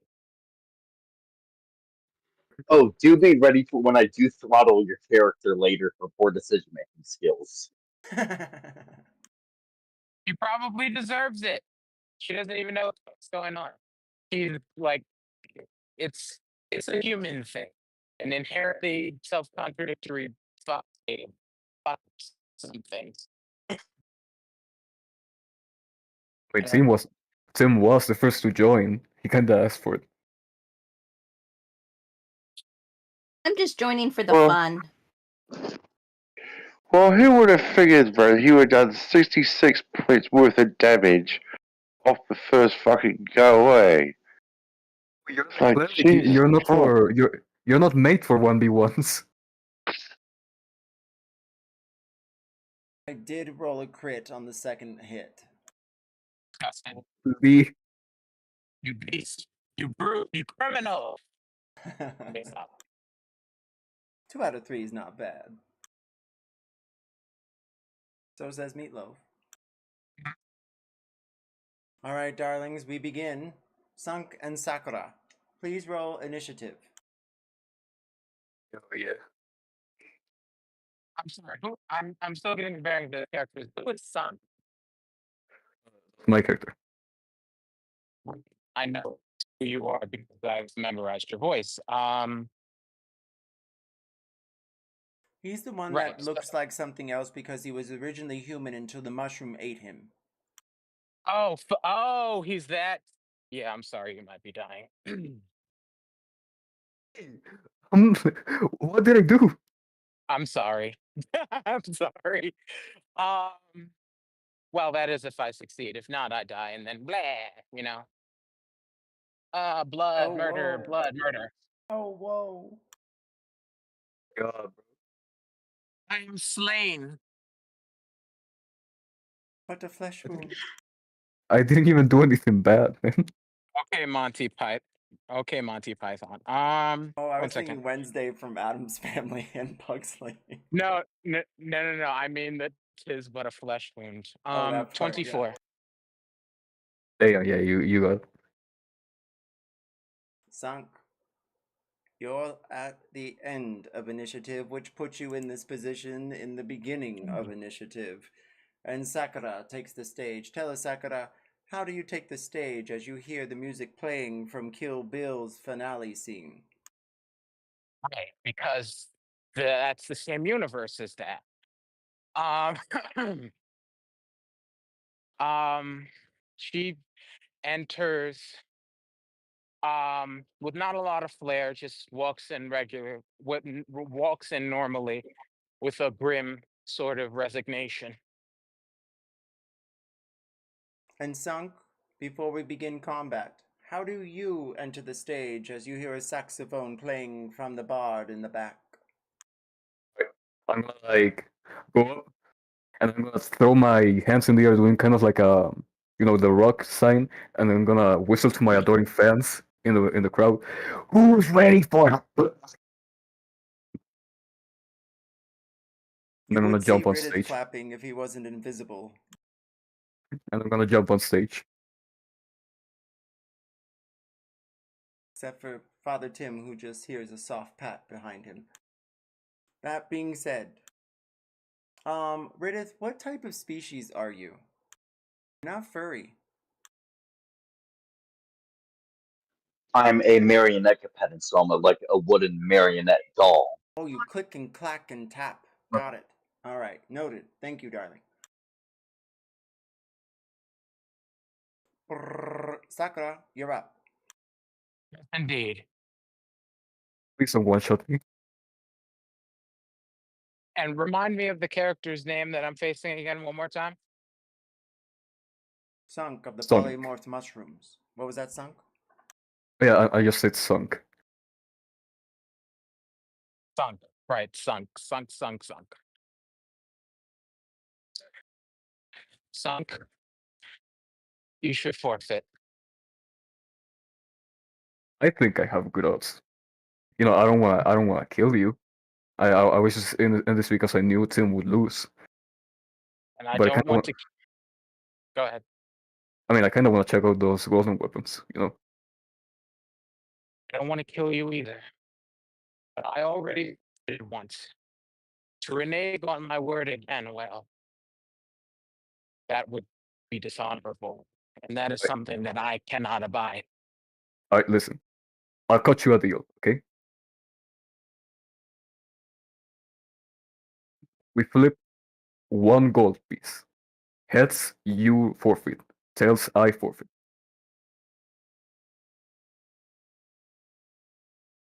What do you say? I really think I shouldn't. Listen, if you forfeit right now, you can have whatever it is, but I cannot back down. My honor demands it. I mean, if Not you're for so, the second time. I mean, if you're such a pacifist, if you don't want to fight me, then why don't you just surrender? It's not like they're gonna kill you for it. I already told you. If I go back, if anybody goes on their back on their word too many times, they can no longer be trusted, which would affect who I am. And what I am not is a liar. What I am not is a cheat. And I am not going to stand here and resign for the second time. I can't do it. I cannot. Each of you, Cheer roll yells out me. from the crowd. Oh, what's that, Rain? Chew yells out from the crowd. Hit each other! I want to see blood! Both of you roll a dex save as popcorn goes whizzing through the air towards the mat. No, my fucking dex. Oh, that's a Yep. 6. Go gadget deck save. 24. Unfortunately, Sank, you get pelleted in the ear and you are currently deafened in the right. What? Fuck. Wow. Was Sorry, it? what? What? I couldn't hear what you said. What? Kernel of popcorn has wedged itself into your ear, and you must take an action to wedge it out. Wait, really? You hear Alright, boos from the crowd and hisses and gasps. before I decide, how big is this arena we're fighting in? 20 feet. 20 feet? Hell yeah. Remember, the only rule really is to keep your fireballs out of the crowd. It's sick. Yeah, sick. Okay. Before we begin, I'm gonna say this in universe.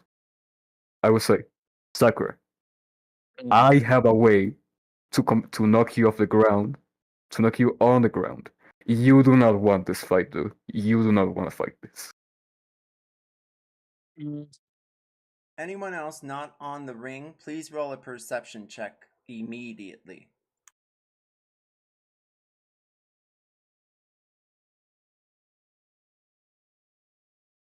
By the way, if you respond, I can't hear you, so No, she's still going for it. I mean, listen, we're at an impasse. We can't figure it out. We got to scrap, you know? I guess we're doing it. Guess we're doing it. I'll try my best so you don't die, but That's fine. I'm going to try my best so you don't die. I'm sorry I couldn't come up with a more dramatic reason. I just want to come up with something generic. I didn't have time. So that's it. I mean, we are kind Right. of just doing Right. this for fun, so You Yeah. see a woman who looks like some sort of dragonborn. She pulls out a wand, and those of you not on stage see her trying to use her sleight of hand to parlay in magic the spheres to activate in some manner. Sakura, Sunk, each of you roll me a con save.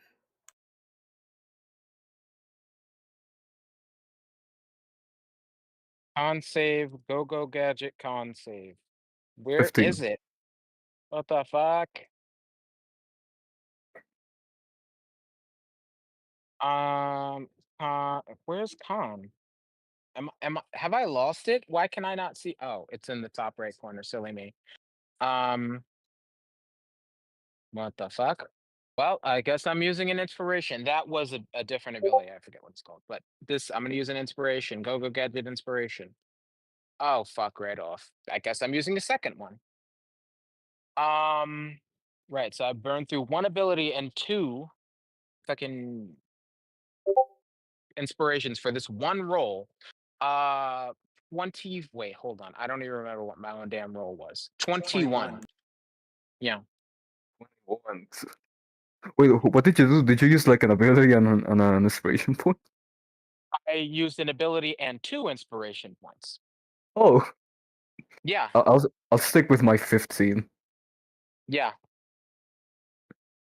Well, House loses the DC 15. That being said, you see the floor electrify, psychify, fricassee, and frostify. If I missed one, let me know. My dear Sakura, you are at top of Wow. rounds, and unless you begin your attack, I shall swoop it from you and give it to Sunk instead. You have I'll be 10 seconds to decide. I'll be I'll begin my attack. So this person, are they sanctioned by this fucking whatever it is? What do you mean? Like, are they authorized to be fucking with the spheres? Oh, you mean the sorcerer? I don't know. Ask the DM. Your attentions are drawn to your opponent as you've been speaking. The only people aware are the other three. Okay, well, I guess I'm going to. Guess I'm gonna shoot. On sight. Sunk, please understand that I also hold you in the highest respect. And she's gonna bow and she's gonna go for it.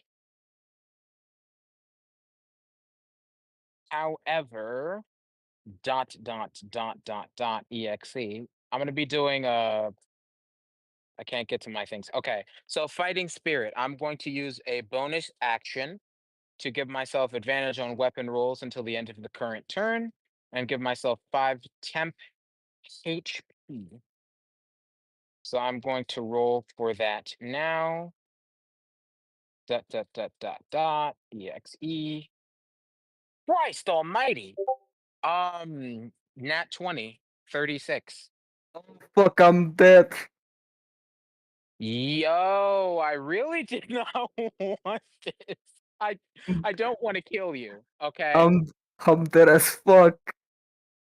Maybe just a little bit. I'll Okay, so save you, bro, by I'll give him a healing word, bro, so he doesn't fall into the ground and die. okay, so 2d12, it's two wait, it's we double the damage dice, right? We do two separate. How does it go? Roll damage once. Roll damage once with double dice. Just roll it once for now, darling. Okay. Rolling. 23 piercing damage, and I'm going to go for another one. Another shot. Oh wait, the musket has the loading action, so I can only use it once. So now I have to use something else. Great. Uh, katana, katana on that ass. Does an 18 hit? Yes. Ah, shit. Why am I rooting against myself? I really wanted it to miss, but okay. Um, that's another 16 piercing damage. So into wait, okay, no, I'm sorry. So that's 23 piercing damage and 16 slashing damage in total. So 39 total? Correct. Sick. Alright. Uh, you have put me in quite the predicament here. I suppose I have. And Sunk. also, I'm not sure what the rules are, but preemptively, I'm going to be using a luck point. You'll see what it is, what it's for in a second. Sunk. Yep. Yeah. How are you? At health. That's good to know. Sakura, high or low? Mid. High or No, I'm low? just kidding. Low. Lowest of the low. The lowest low ball that ever low balled. You fire your musket, and the Ah. bullets aim at your once friend Sunk. They clatter onto his face, and all you see is soot and bone and flesh ripped down to the floor.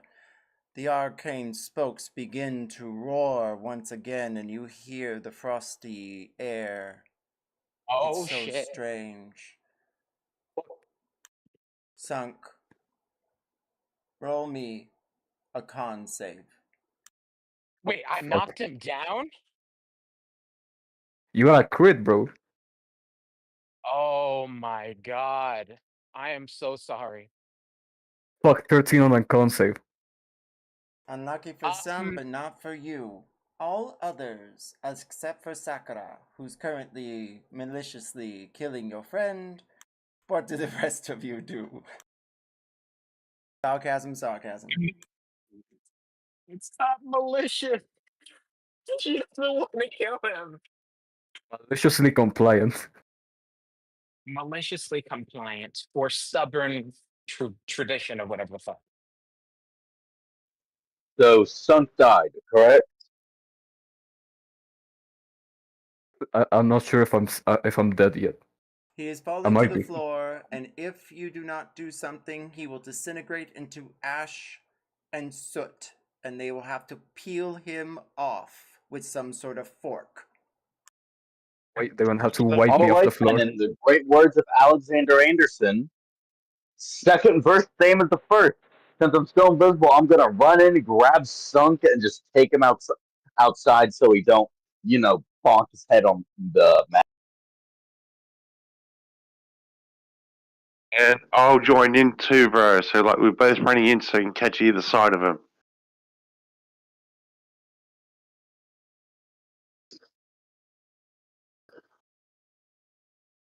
I'll All right. save you. Well then, Ridith and our dear friend Dr. Father Tim, please roll me initiative.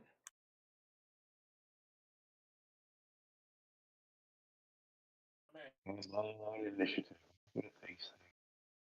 I'm really bad at initiative. God. Natural 20, bro. Father Tim, you grab onto your dear friend Sunk as he's about to hit the ground. You see the arcane spokes aimed at him. Ice whirls into the air above you.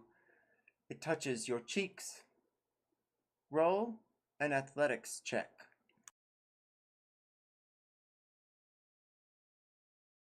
Next.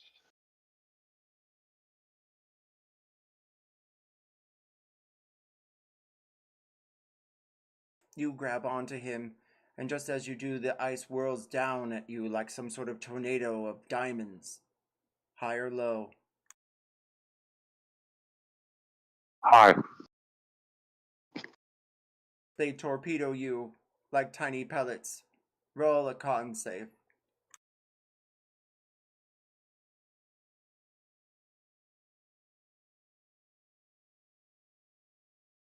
You.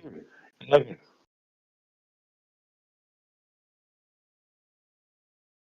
You take 28 points of bludgeoning damage. Do you survive? This sucks.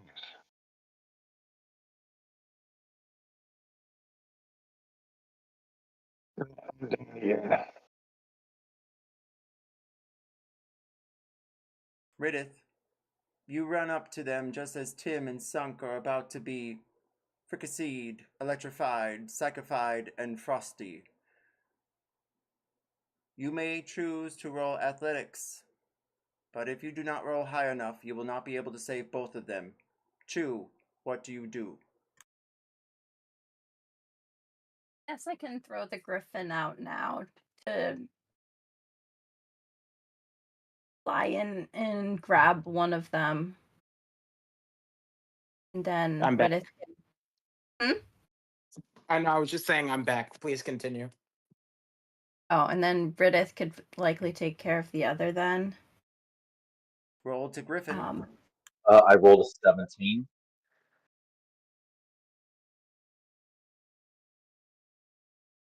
So Is there a specific roll for it, or is it just used? roll 1d20. Okay. Damn, dude, Sunk. Ah. You rolled Natural a 1. one. You rolled a 1. Anyone care to point an inspiration and choose direction? I'm out Point of. of I'll inspiration. do it. That's a Okay. 1. What is it for a It's death my only saving throw? inspiration point. You better use it for good. Okay, I'll re-roll it.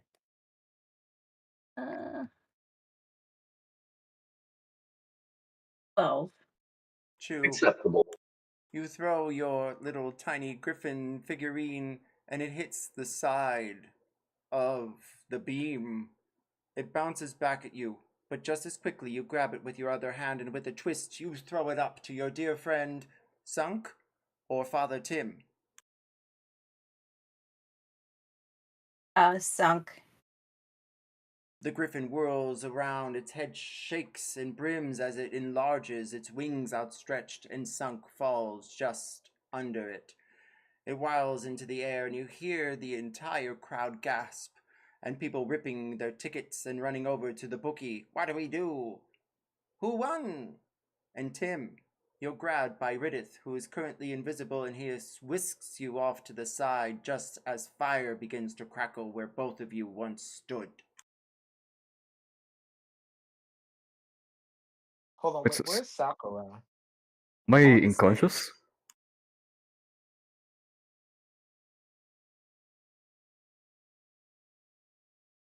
The griffin appears on your, well, backside, Chew. They deliver Sunk right next to you.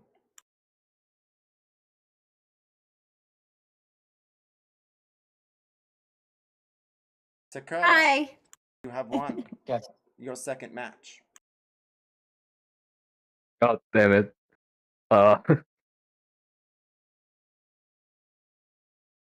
She's completely destroyed. Like emotionally.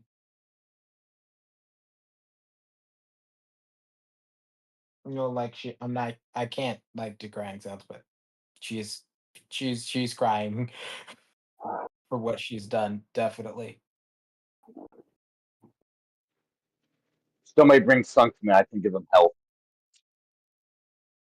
If you want to have a potion.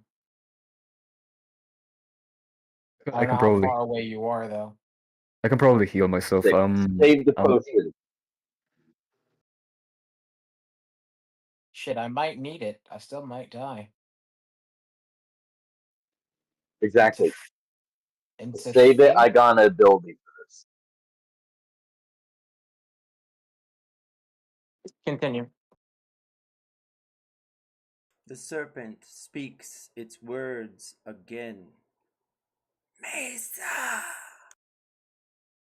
Chew!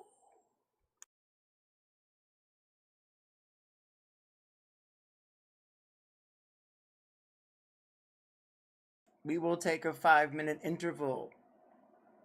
I'll be back in 2.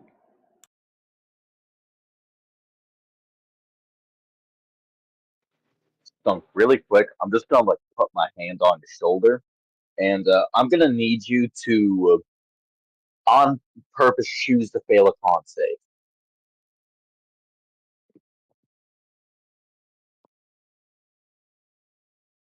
wait. Oh, So you choose to fail this con save, correct? me? Yes, you. Yeah, sure.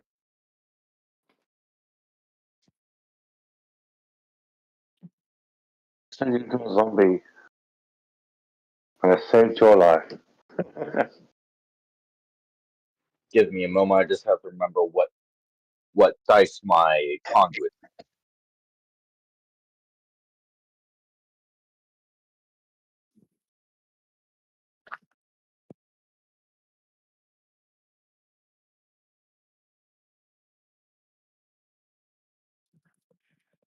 Perfect. They're D10s.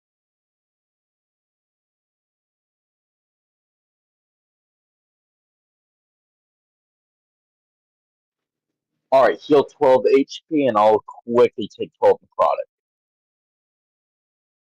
Could you repeat that? I didn't quite hear you. You're gonna heal 12 HP and I'm gonna go ahead and take 12 necrotic. Eye for an eye, pretty much. Oh yeah, I get it. Okay, so I received 12 health. Okay.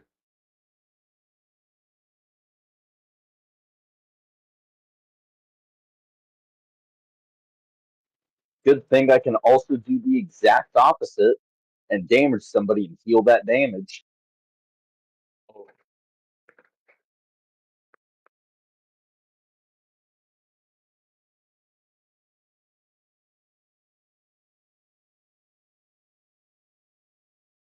I apologize. I just noticed I misfired the chats. But we'll keep it.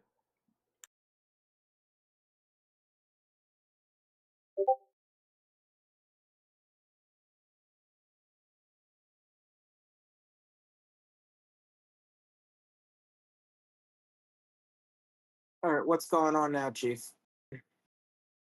Well, DM needs a few moments to regroup. Yes, indeed. That It's was an honestly intense match. We almost lost 2 characters in one full swoop. it's honestly For- kind of insane. Say again? It's been a crazy session. Yes. Also, I wanted to. I hope I haven't gone too far, but I apologize in advance and somewhat subsequently for like shooting you twice. I was not expecting to do that. I'm not murder hoboing. I promise. But don't worry. If things came to worse, I was gonna wild shape into an Ankylosaur and make you prone.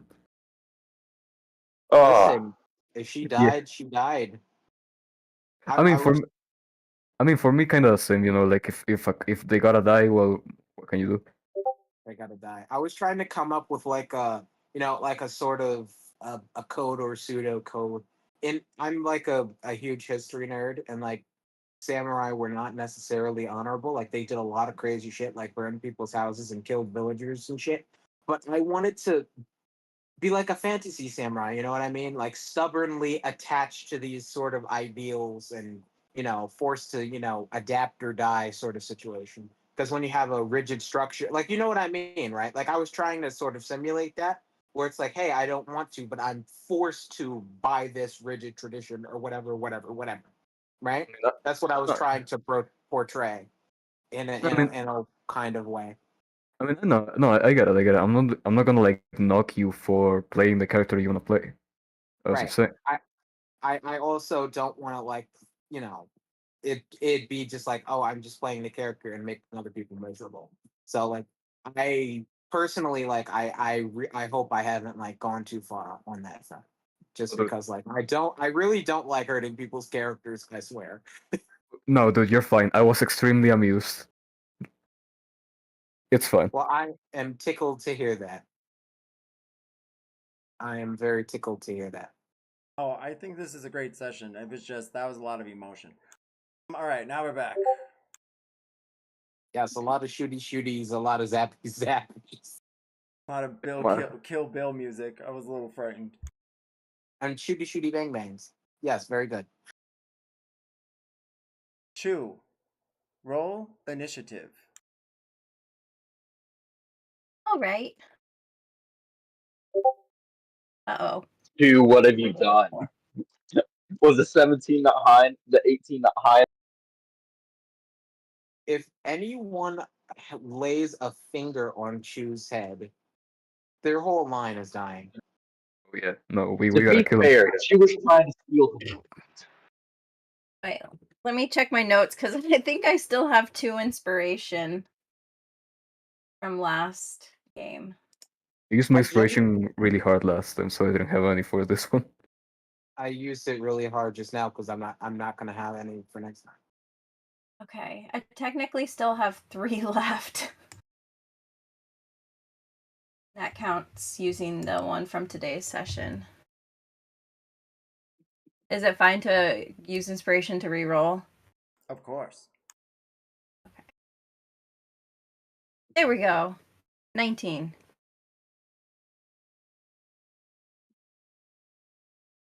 With your 19, you luckily have top of rounds. You see the Lady Mesa in front of you. She goes inside of the rings, just lifting them a bit and scooting under. A few applaud, but as they do, they suddenly stop as she eyes at them. Silence appears around the great hall, and she lifts her fist in your direction. Chu, how do you enter onto the ring? I jump on that griffin's back and let it fly me around in circles above. Cheering. I'm cheering, bro. We got some Eye of the Tiger playing. Are you launching any attacks as you hop onto the back of the griffin and begin to glide into the air above? I guess so. So I will attack with lightning bolt. So it says a line 100-foot long, but I looked and that can be vertical. So I'm just going straight, since I'm flying right above this this lady. I'm gonna attack straight down with the line. They have to do a dexterity saving throw. She glides out of the way, I believe. What's your DC?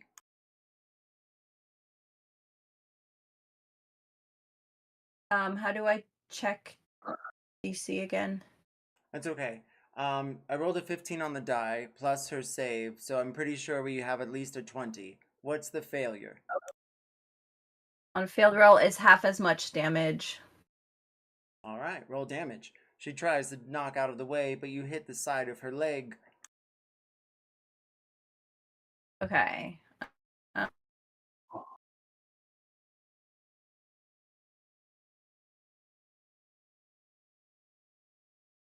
So the damage is 35.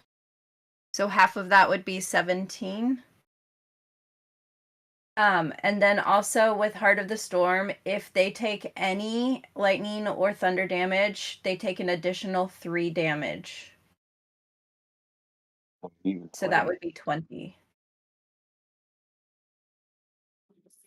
Sparks whiz around her, and her hair seems to float up a bit. She shakes, and her ponytail goes back down her back.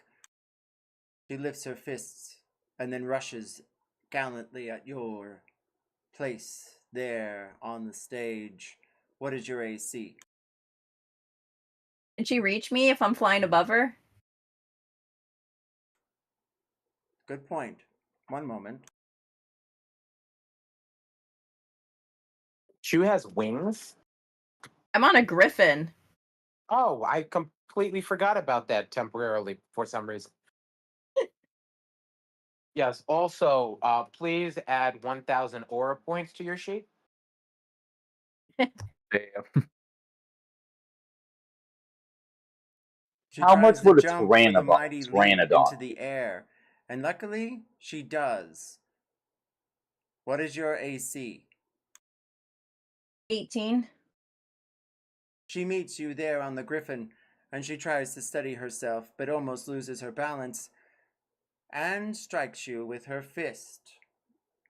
She currently has you grappled. She tightens herself around you, steadying herself upon you to try to keep her balance. You are at top of rounds, Chu. On top of your griffin. She is too. Okay, so I get to go now. Yes.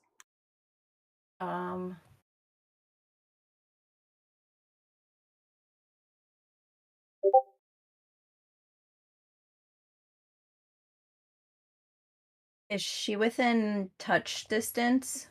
She is touching you right now. Touching me. Touching you. Okay. Sweet Caroline, So- Papa Bob. Oh, let me. So I am going to cast Endo Leech. Make a melee spell attack.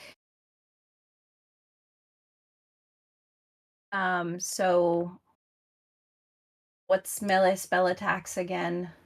A smelly spell attack. Roll 1d20. Okay. Hey, Rainbow. Yes. Don't forget, that good times never seem so good.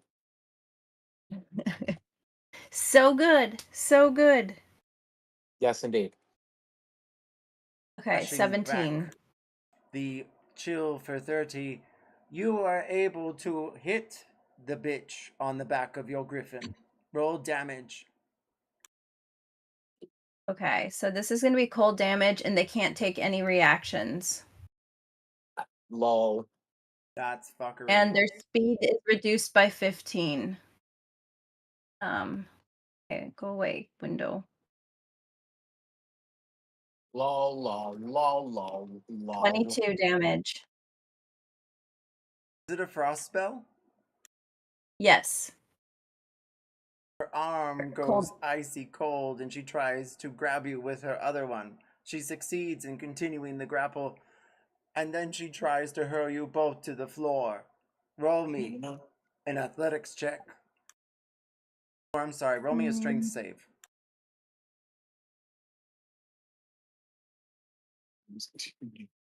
Oh, good. 17. You sturdy yourself against her brute force trying to get you down upon the floor. And then, I'm gonna eat you instead of bless you to the wolves, she says. Roll me a con save. Fail this one.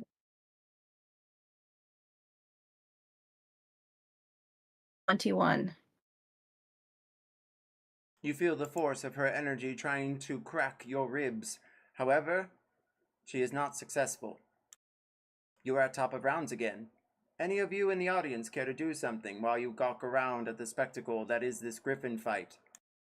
Yes, I'd like to interject very quickly. What happened to Sakura?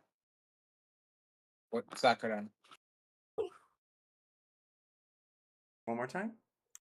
What happened to Sakura? Hi, can you hear me? Yes. I'm I Jake from believe you State left Farm. the stage crying. Oh no. She never left. No, she stayed. No, she stayed. She was going to see it through until the end. It was. You won. You won, dude. Yeah, you won the round, and it was the next. You were not in the next round. Oh, okay. Yeah, I Okay. think I failed my con save and I fell to the ground. Oh, right. I I forget how came bad in this like was. a knight in shining armor. Yes, please ignore my attention whoring. Please continue. Chu, you're at top of rounds. You're currently on your griffin whisking around. You see Riddith cast a spell. Unless that doesn't break his invisibility, then you don't see that. And Tim is also enjoying the spectacle. What do you do next? Oh,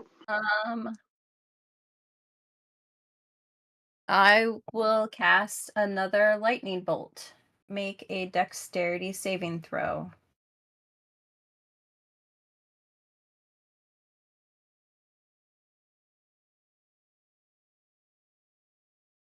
Half damage.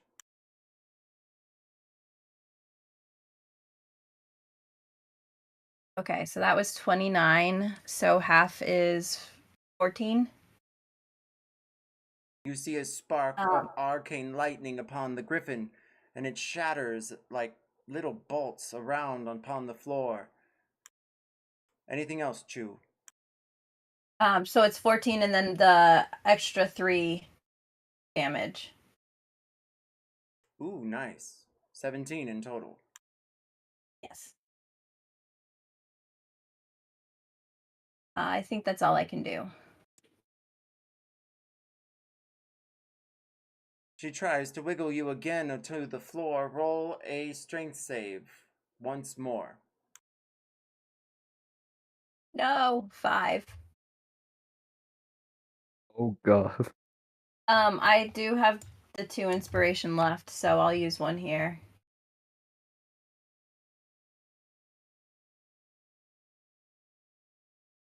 19.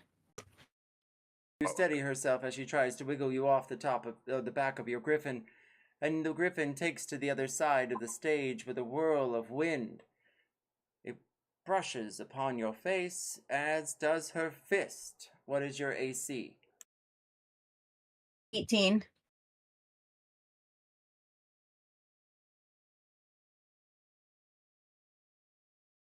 You are taking only 10 points of damage, and you feel a cold brisk from her fists as though she's wearing some enchanted knuckles.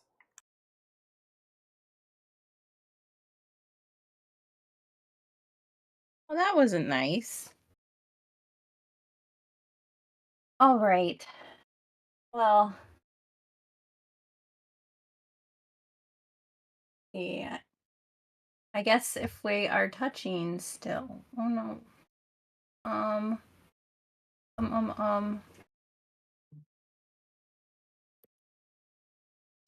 Yeah, I just want to do another lightning bolt. There's...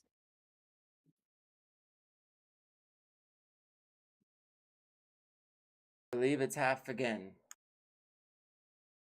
All right.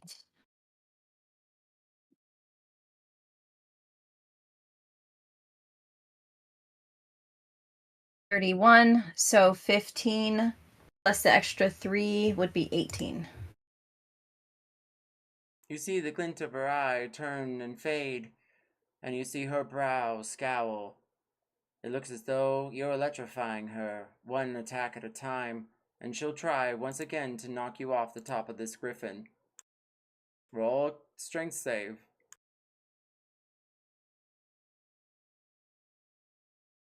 2. God. Do you want to use your last point of inspiration? No,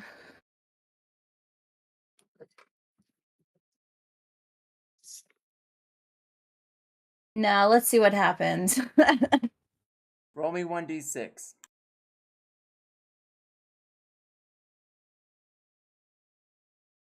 6. The griffin had taken to the highest part of the entire circumference of the dome, and you fall 60 feet, clutching on to Lady Mesa.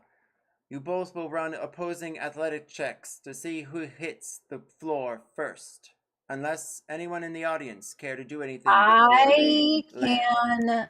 can, let's see. I can cause a gust of wind to surround me that allows me to fly up to 10 feet.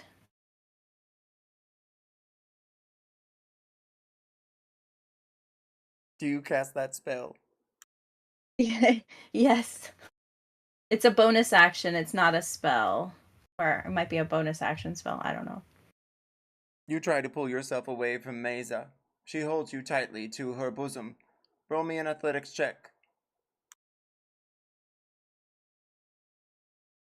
With advantage. Okay. Oh, a 13. Oh, a 2. How nice. 13. But I rolled only a 9. And you, my dear, break from Mesa as she hits the floor with a clattering clunk.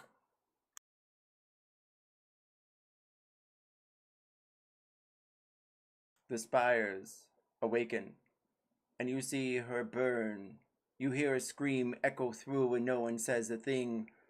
Except suddenly, somewhere in the bar, someone drops a tray, and you hear glass breaking.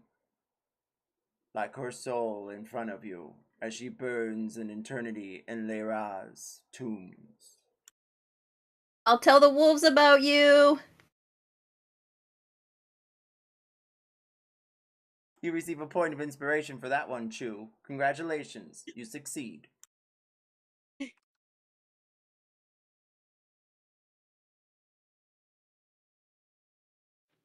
Go to. Did you ever get that wand you're trying to get from him? What was that, Reddit? Did I ever get the wand? Oh, did you roll sleight of hand? Yes, it got an 18.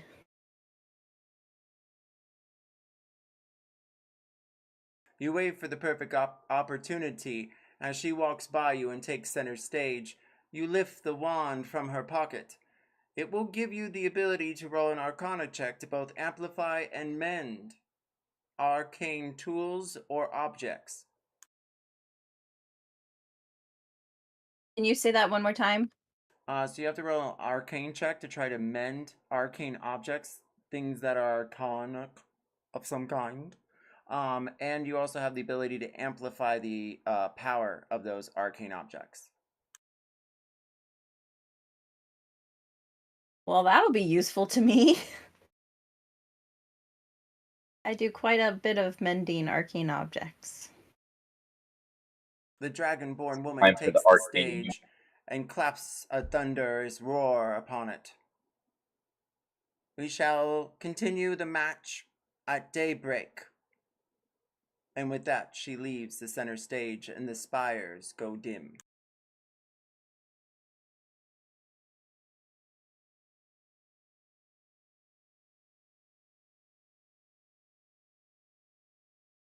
You may all take a long rest before then or investigate the ford.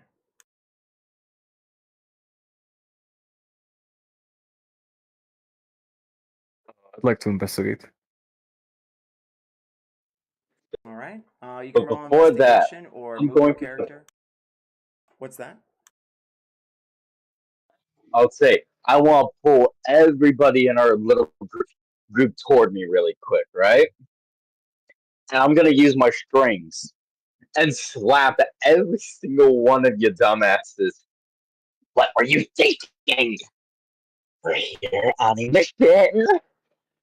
Now y'all are gonna make me lose it. I can't keep you this close to life for this much longer. Hey, it wasn't my fault. She had a gun. What was I supposed to do? It wasn't my fault. I was honor You're the bound. sons of the Earthling. We're here on a mission. Come on. No, nobody died. This is fine. It'll be fine. But there's shinies. That's right. There is some gold there. Glitchy, what's your character's name again? I'm gonna remember it eventually. It's sunk. Thunk. I knew it was something like that. I was going to say sit. That wouldn't make any sense, would it? Think. Right. I She's, just think of skunk. well, that's mean. I love it.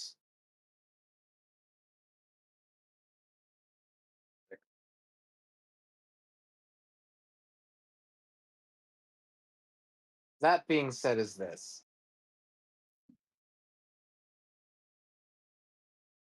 Are you all taking your long rest or going to investigate? You have to find the inn if you are. Or just walk around and see what merriments you can discover. No I merriments, probably a lot of berryments, though. I think I'd like a long rest so I can get my spell slots back.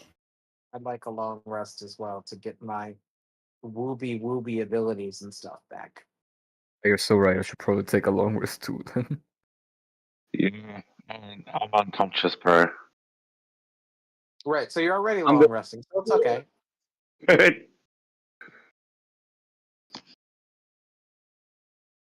long rest of a coma. You all find the inn called the Blue Unicorn, and you learn that it's 25 gold a night to spend. And you find yourselves in a nice place in red beds, each of you having your own room. Your wounds are tended to, and you feel fully rested. You do have the ability of a long rest action if you so choose, and that's just like a fun thing to do as a side note, as an action. I just like to apply poison to a bullet for whoever is getting in my way tomorrow. I'm gonna train with my Briar Beast more so he can be stronger. My little Briar boy. Hey, DM. Hey, you. Uh, yeah, I think I'm gonna crash. I rolled 100 D100. Uh, does I a got six- does a 6,320 beat the DC to poison my bullet?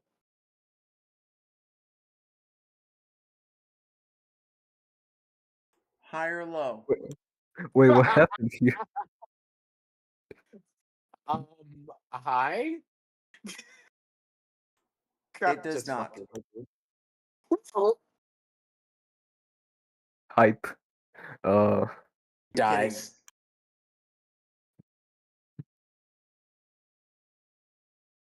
Roll me 1d6. Oh, that was funny. Were you talking to me, Navigator? Yes. You said we'll do what? 1d6. Okay. Where? Wait, hold on. Why? I'm so out of it. I was trying to find the rolling thing, but we roll in. Oh, yep. I think it's about time for shutdown mode. Yeah, 1d6. Okay, great. 3. You have 3 bullets covered in poison. That's extremely generous. Thank you.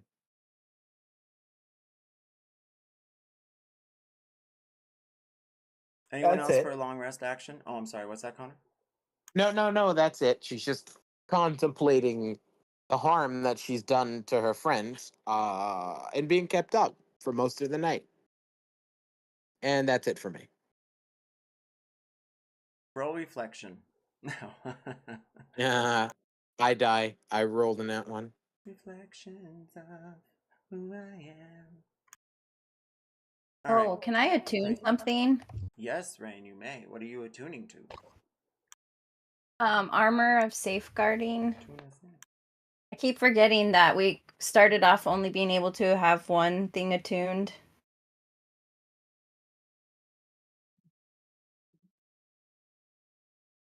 Roll athletics. Mm.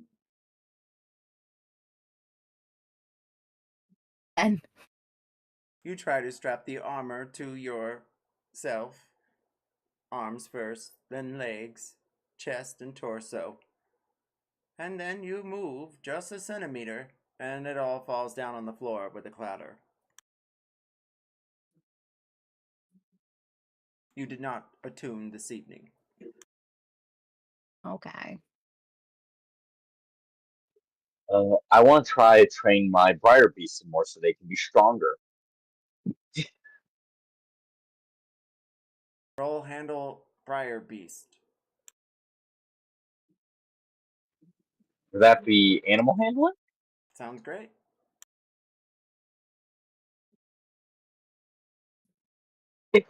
Finally, I'm at 20 on animal handling, even if I have a -1.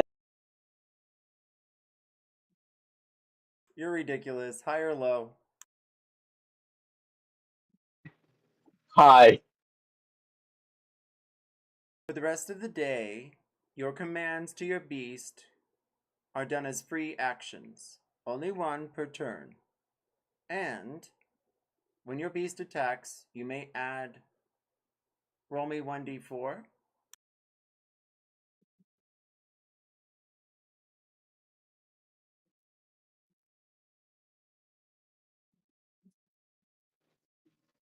Plus 2.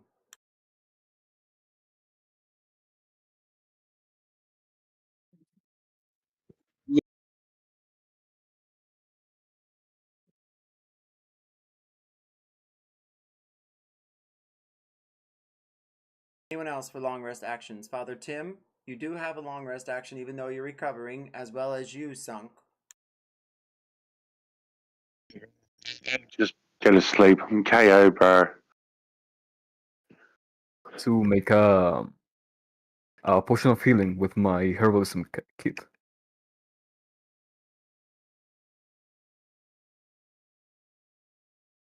Roll me medicine. Right. Oh, that's a 1. 8. High or low? Low. Did you feel inspired by Sakura at all today? Inspired as in? As in at any point at all? Yeah. I was not expecting to hear that. Not gonna lie. I mean, who doesn't appreciate a good shot? I And mean, you it's pretty said- breathtaking. Get it? Brutal. Sunk, did you Man say? got. What was that? Sorry. No, I was just gonna make a commentary. I was gonna say, man got shot twice and lived. What an absolute unit. Sunk, did you say high or low? Low. Thankfully, you didn't poison yourself, but you do have a rash starting on your hands. And I'll be back in 2 minutes.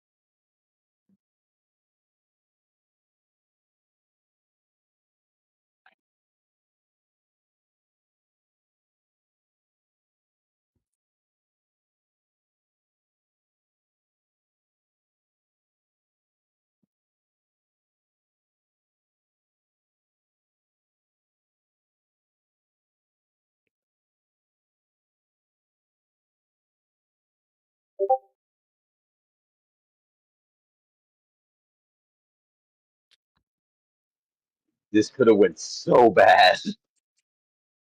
Yeah, no, we we could have fucking died, everyone. I don't know what to say. I've already died once before. Wait, what? Did Yeah, this happen Choose like died before. did it happen like last session? What happened? Oh yeah, no, you're right, your lore. Oh, I forgot. Yeah, you're right. Yeah, my lore.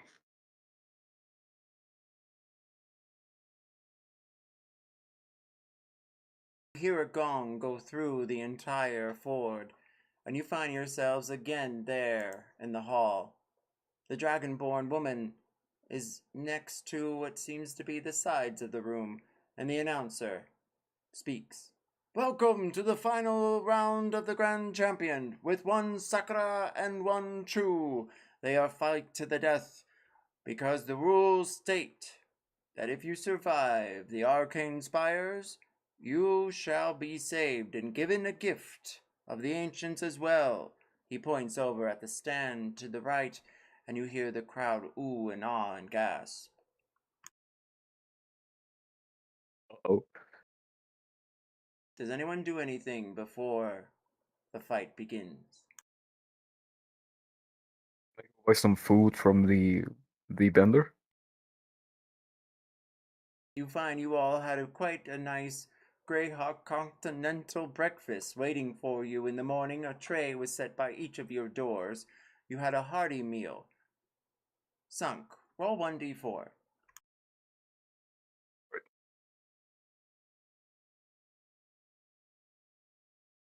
Three. You may receive, and it is all your choice, a +3 for all of your rolls for the day, or 3 inspiration points. Take 3 inspiration points.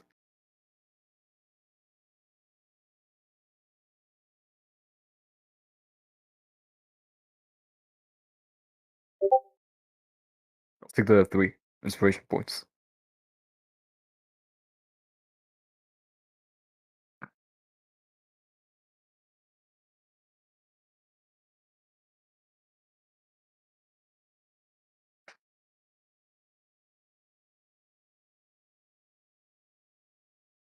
Chu and Sakura, please roll me initiative. as we begin the final fight of the tourney. It's the final countdown. 11.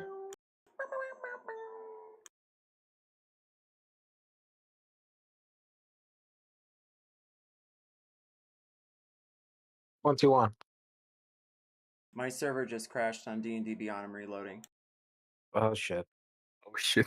It was all that copyright infringement.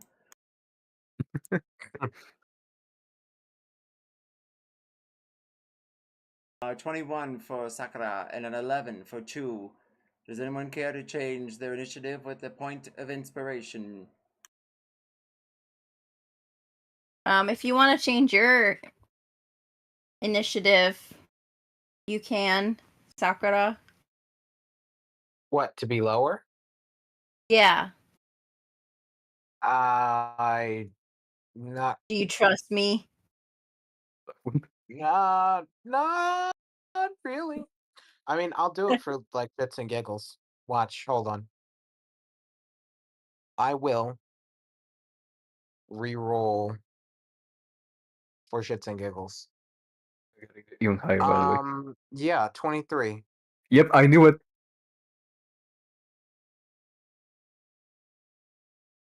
Did you just hold your action though?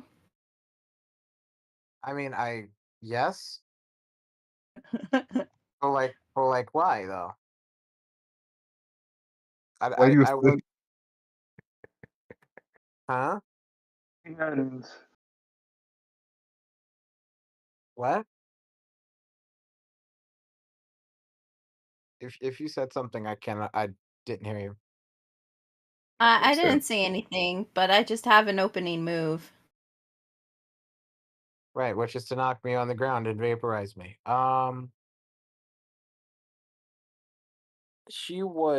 Sakura would like to speak to Chu. The little wait, how tall is Chu anyway? 4'10". Wait a minute. Wait a minute. I was treating I really am. Chu like the little one, but Sakura is 2 inches shorter than you. Mm-hmm. I'm the little one. What?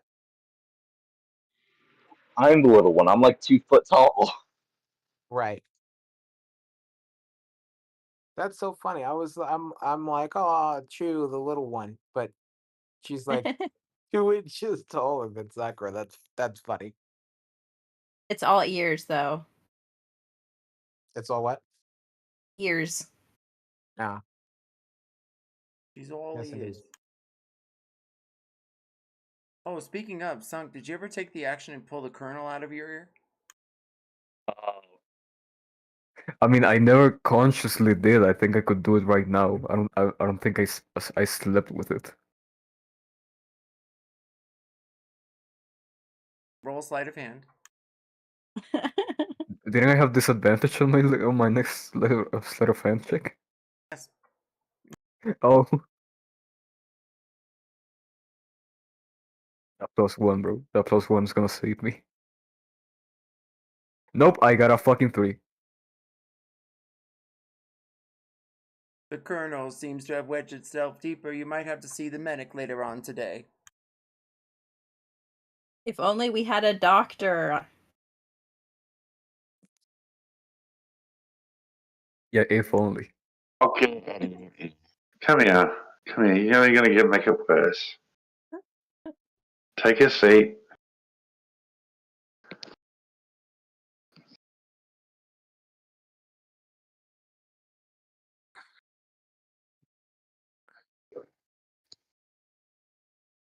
What do I need to do to get it out of his ear, bro? Do a medicine check? Yes. All right.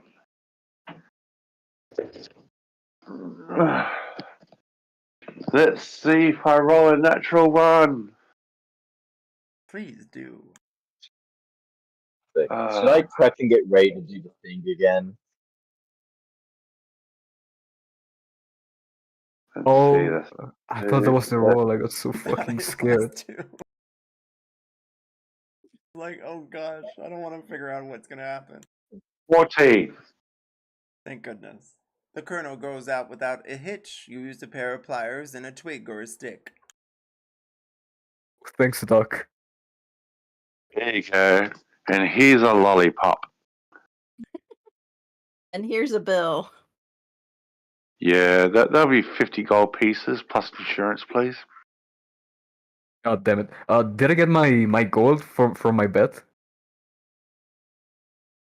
Oh yes, everyone was paid dividends. If you won your bet, you received your bet plus, we'll do some final calculate, 18,000 gold pieces. You're welcome. So Oh. if Sakura is Tim's second, is it considered Tim still in the round? Technically. So I get 1900 gold. Damn.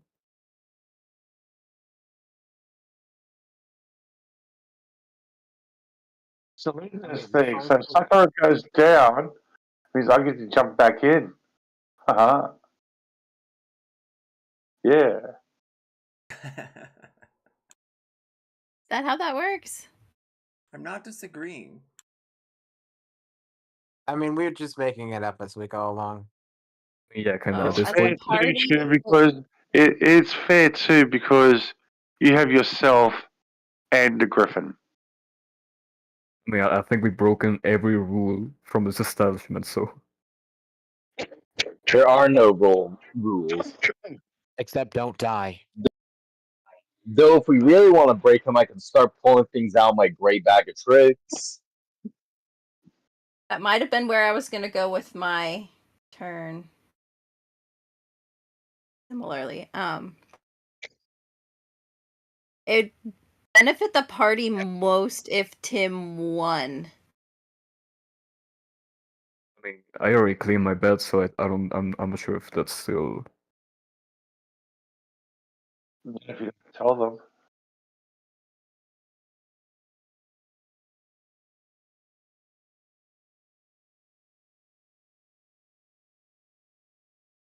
Okay, well, are we starting yet?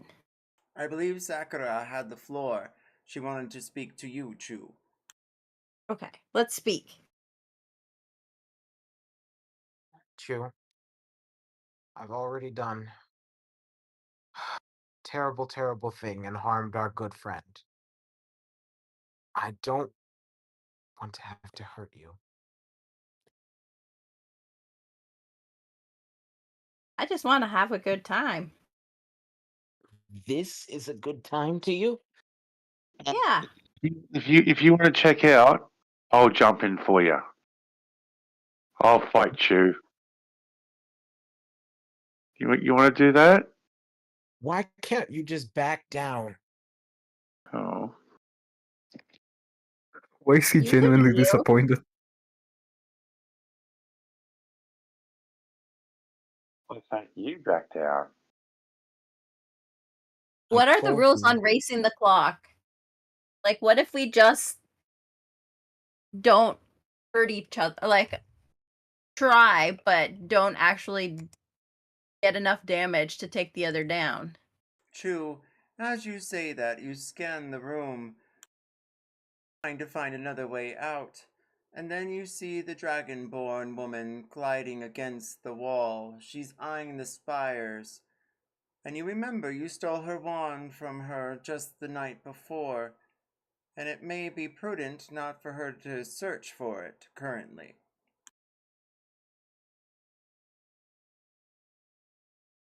What does that mean? That means something could happen if she can't find her wand when she tries to amplify the spires. Oh. Okay, so if we do run out the clock, it seems like she can't set it off on us. Correct. But there would be an alarm that someone stole from the lady.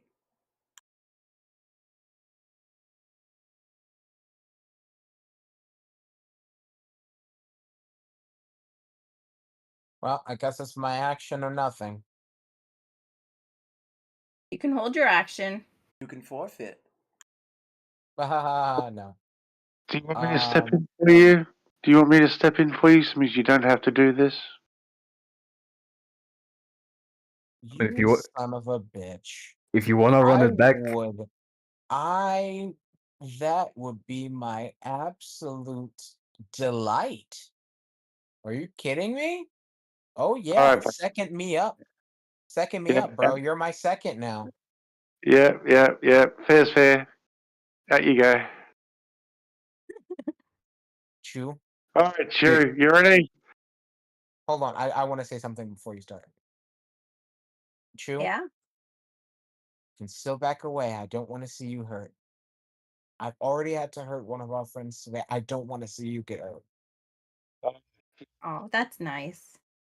She Tim's might gonna get hurt. die. Tim's gonna Hey, die hey, Chew, again. But I'm getting the Chew, hell out of what, Dodge. what First do of you all. say, right, so we don't get murdered? What do you say that if you get down to your last 10 HP, it's a forfeit? How's that? We'll see. Okay, then. So Wanna was shake on that it? their turn? Swapping out. Is it my turn now? Good question. Oh, You wait, hear I'll Father go Tim for speak my some initiative. medical jargon in your direction. What's that, Tim? Natural 20 for fucking initiative, bro. We got 28. I was just about to say, Rainbow, roll a new initiative. I can't get past 28. I got 18. Tim, you're up. Here we go. How big is this ring, bro? 20 feet. Alright, so if I move in 5 feet, I'll pop off my spiritual guardians. True, make a wisdom save. 15. 15. Oh, you just beat me. So that means you get half damage. Because you drew even. Oh, come on, you fucker. Where are you? Angels whirl around you, chew, and slice at you, and then dash away into radiant light. 6 damage for Chew. All right. And your movement speed is halved. Spiritual weapon. 15 misses you, doesn't it? Yes. Oh well, you live another day. That's what you got. But you gotta make another wisdom save. Because you stayed your turn in my aura. Ha ha ha ha. 9. No, you take full damage. 15. Okay. Alright, your shot. All right. So I shove my hand in my backpack and I pull out, and I rummage around inside. There's a thing that I'm gonna pull out, and I find the hat that I'm thinking of, and I'm going to expend 1 charge of it, and I'm going to summon a frog, and I'm gonna throw it at you and tell it to attack. Ribbit. Well, But the creature is indifferent toward me and other creatures, so it behaves as an ordinary creature. go gadget frog, I guess. Look at frog. Frog whirls in the air, and you hear Budweiser as it hits your face square. And then it crawls on top of your head, Tim, and its tongue out at a fly. Tim, king of the frogs.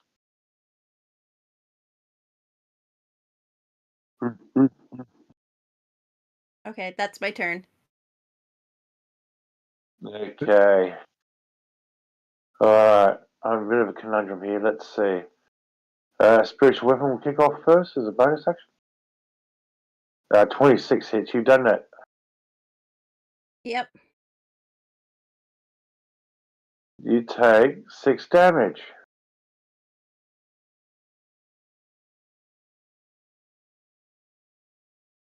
And then...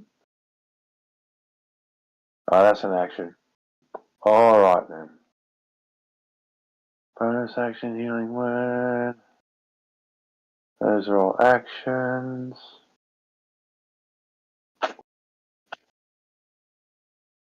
Yeah, why not? Alright. Then... Yeah, that's a 10-foot cylinder. Make a dex save of 15 as I cast Flame Strike on you.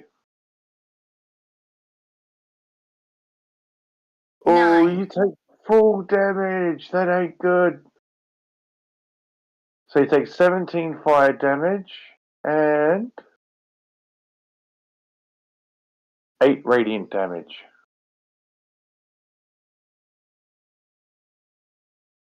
I'm almost out. No, we're gonna have You another wanna- Sakura situation. I say, Chu, you want to give up? See that fall over? People begin to race to the stage and gasp. Get up, Chu! Get up! They demand. You want to give up? Swapping for you. I'm gonna wiggle my fingers like I'm in a Western drawl. And I'm going to reach into my bag again.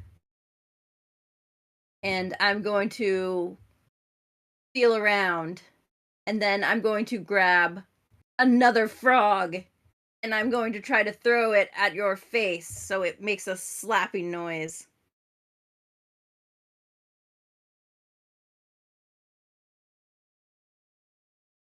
Another 23.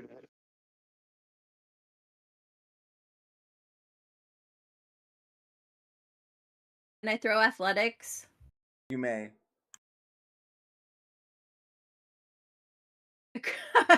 Natural 1. High or low? Low. Like Frogger trying to cross the street, you try to throw your frog across the way, and it only slaps back at you with its back legs. High or low? Low. And then you hear a rivet through the air. Tim, if you choose, you can catch this frog easily, as she seems to have tossed it in your direction. I will catch the frog. And I will pet the frog. Like, yes. The one on your head dashes down to your shoulders, and you see for a moment arrow of Cupid strike through between the two of them, and you hear the harmonious sounds of two lovers running on a beach as they crawl down your arm and kiss on your hand. True love, after all. Maybe these are the lovers from the egg thing. Yeah, that's so adorable. They hop off the stage, one following the other, and exit out to their froggy moon. So, since that was your last diabolical move, you want to give up? Nope. You sure? Yep. All right then. So what I'm gonna do? I'm gonna. Are you supposed to make your wisdom save because you said you'll turn my aura? Oh, I have to do a wisdom save? Yep. 20. Ooh, Dirty. lucky you. Lucky you. You take half damage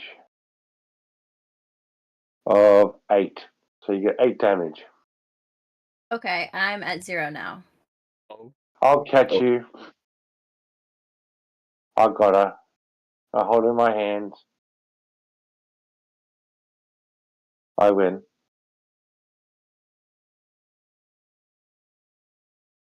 I feel good about myself. You hear a thunderous roar of applause go across the stage, and the spires seem to dim. And then the announcer begins to speak. Congratulations, Father Tim. You've won the Grand Champion tourney here at Ford. Please mark down Champion of Ford on your character sheet, and you may spend a point of inspiration at any time freely, once per long rest. You will remember this day as a grand triumph when you decided not to kill your friend with a musket, but instead clutched them into your arm while they fell to the ground. Yeah, I'm gonna give her cure wounds, bro, as I'm holding her. So she gets 12 healing as I put it down. I go, Mr. Announcer, that honor and privilege does not belong to me, sir. It belongs to Sakura because she did all the hard work. So the honor is hers, not mine. Sakura.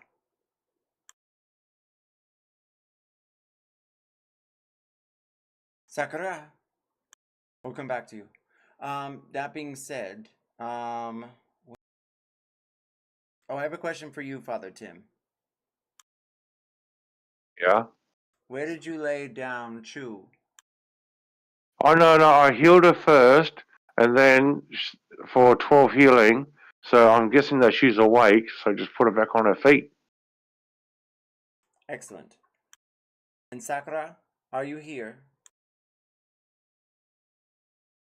Well, when she appears, she'll be able to choose any weapon of her choice. It will be clad in gold, and she will have a choice of some sort of arcane magical abilities associated with it. And I get the ability Survivor of the Ford because I didn't die. Anyone who did not die but was going to, Sunk, Tim, and Chu, please mark that on your character sheet.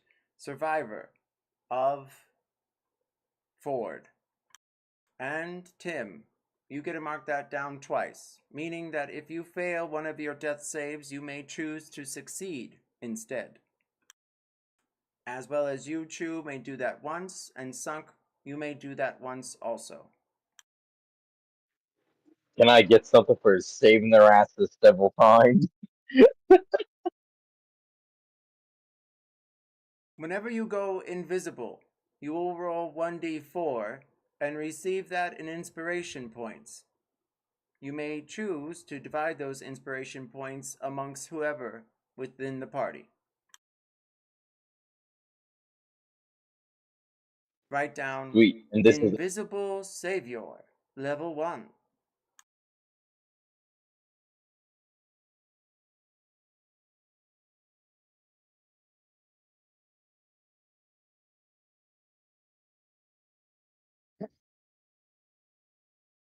There is merriment and cheers to all of you. You shake the hands with different fellows of all. One woman tears up and explains, "That was the best show of nobility I've seen," and you see a crown upon her head. They escort you up to the bar where drinks are on the house when it comes to all of you. You are celebrated and well known now here in the Ford. Each character must write down Ford Renown level 2.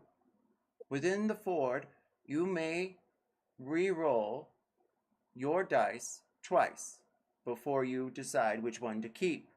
Keep that in mind. That means you get to roll twice and keep the better of the two, so basically it is advantage for you. But because it's on your character sheet, you may roll up to 3 dice if you have advantage on your roll. We'll go over that again as many times as needed, so no stress there. Just remember in the Ford, you get to roll again.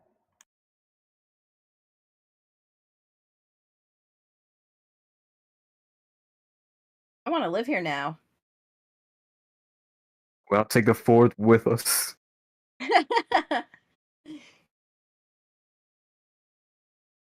can Anyways, go so, shopping to this place. We'll do a killing, bro, because of all these wizards. All right, we are going to have to take a 3-minute breather, maybe 5. I'm sorry, I'm getting cat attacked. I have to go. I'll be right back. I might be back sooner.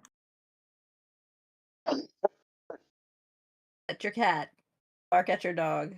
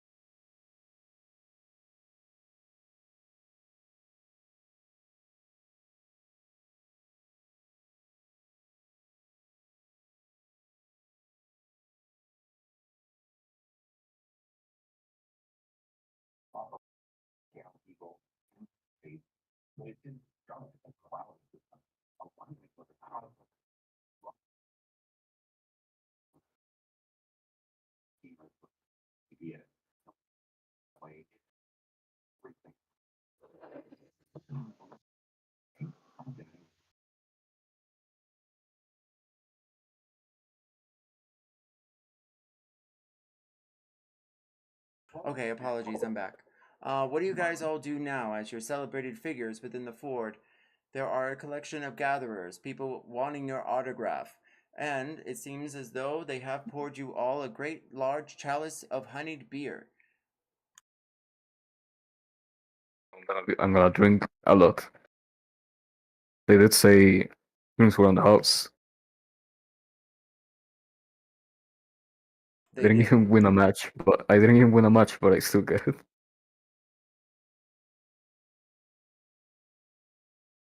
Each of you roll perception.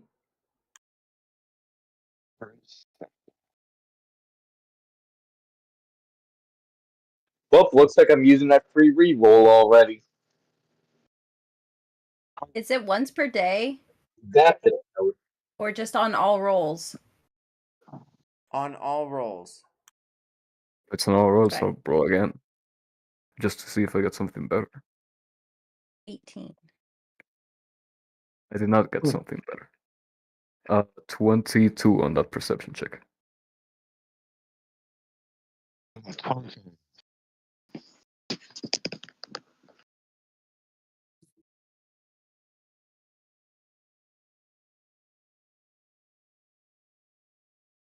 Ridith, with your 6, you peer around at people's ankles and elbows and, well, knees. You notice a collection of variety of socks as well as boots. They all seem to be quite neat. You find a sturdy place up at the bar. A nice woman gets up and leaves it. You recognize her from the fight. She was the woman in green. And you grab your pint. Roll a con save.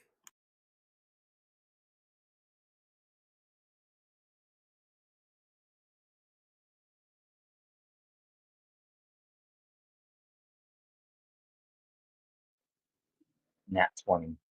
You receive a point of inspiration. What do you do there at the bar?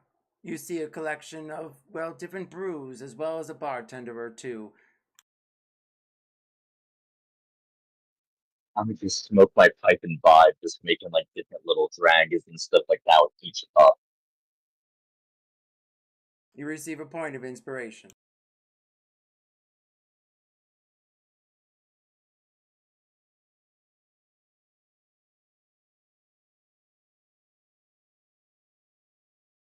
Sunk, with your 16 perception, you see your dear friend Ridith take to the chair, and a bartender pours him a pint, and he drinks it. Almost like in thin air, it's gone, and another one is sent next to him. Also, you see the woman in green walk off to the north, and you see the bookie in the south.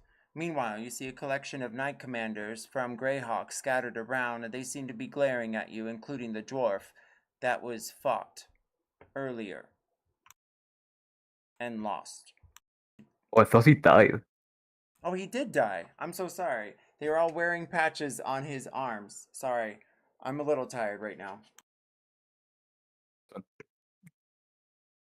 You see patches on their arms marking his name, and they all glaring at you from distant areas around the bar. Is the witch that you said was from Greyhawk, is she still here? Yes. Where is she? She is the elf in green. She's currently next to the table in the upper part of the bar. She's the elf in green. Alright. Since I did recognize her from Greyhawk, I'll go talk to her and ask her why the knights are here. Roll persuasion. Great. Wait, but I get to roll twice, right? So I get to do another one.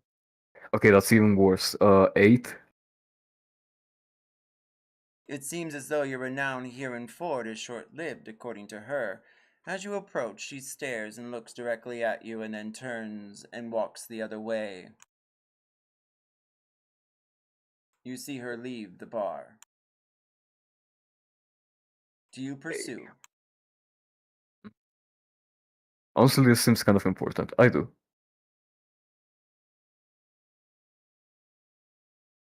We'll come right back to you.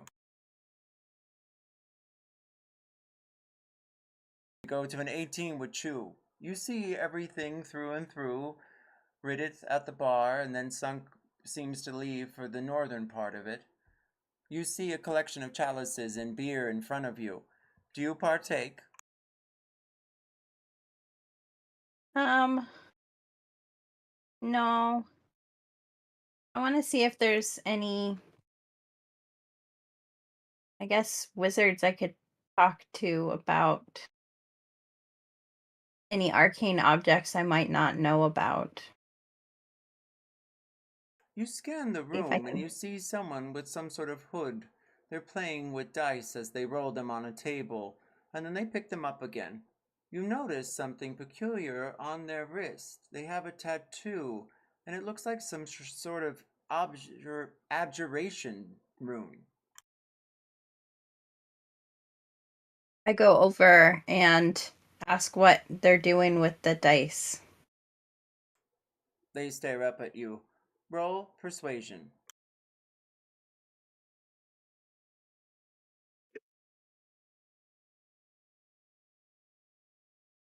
24. I was waiting for someone to come by and say hi. Hi. Hi.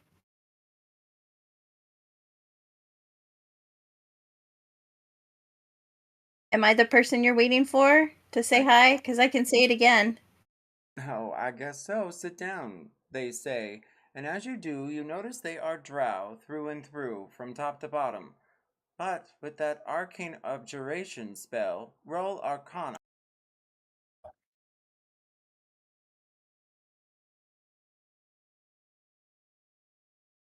24.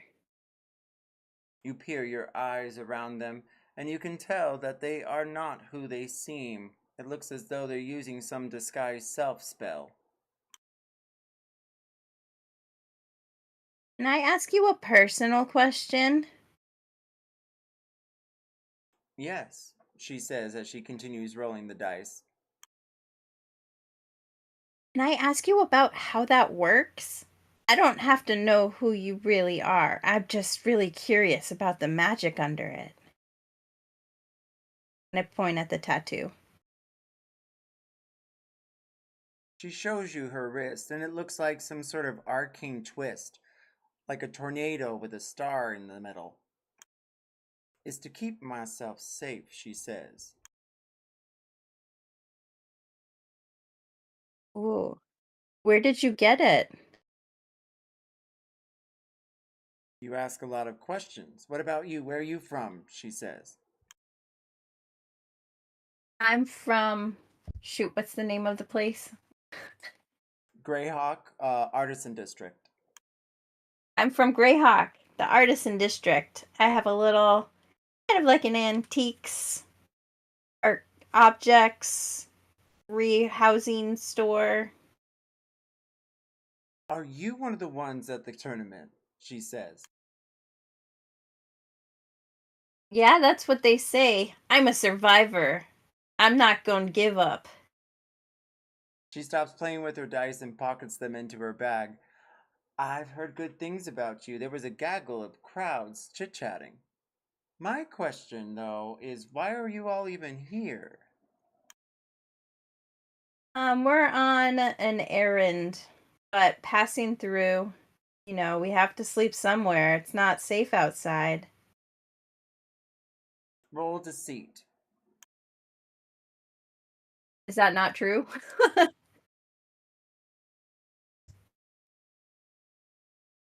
16. Well, I'll tell you what. My name is V.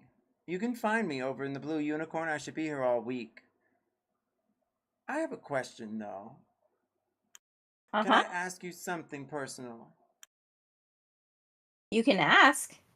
You have a curiosity shop, you said. Yes. It's very curious. How curious. And we'll come back to you.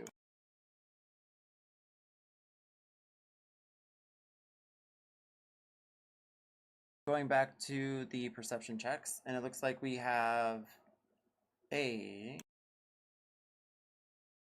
Sunk, you're at 22. You see... Oh, I'm sorry, I lied. Tim, you're at 25. Tim, with your 25, you see Sunk move to the north and Chu go to the south. Riddith takes a pipe and a chair and drinks a few pints at the bar.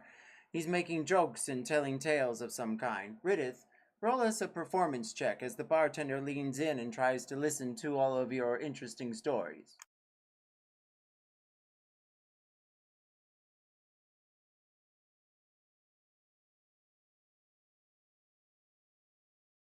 All right, Riddith, we'll come back to you. Tim, what do you do next as you see the night guards all around? And then in the back, you notice, well, it looks like some sort of group of cloaked figures, all clad in blue. Interesting. But they don't look wizardry at all. They almost look roguish. They seem as though they have short swords and shields on their back. I'm not gonna get involved, bro, because like these knight commanders are around, and you know these people here are around, and there's a telepath in the prisons. I'm guessing that they're all there for him. So I'm not gonna get involved in this. Instead, I'm gonna ask around for my mate Tom.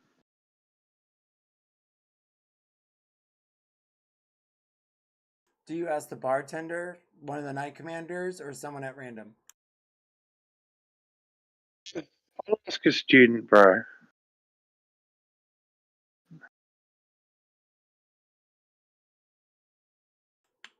As you peer around, you do see someone at a book, and they have a quill and they're studying various books. They seem to be at a table to the north. Roll persuasion. How are you? I was just gonna bribe the guy, bro. My Oh, well then just persuasion. bribe him. If that's what you're going to do, go for it. He peers up at the Yeah. pages and says, "Good, how are you?" I'm doing very well, thank you very much. Say, would you like to earn 30 gold?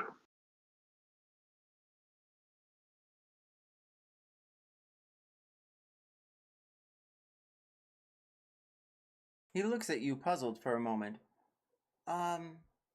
Sure.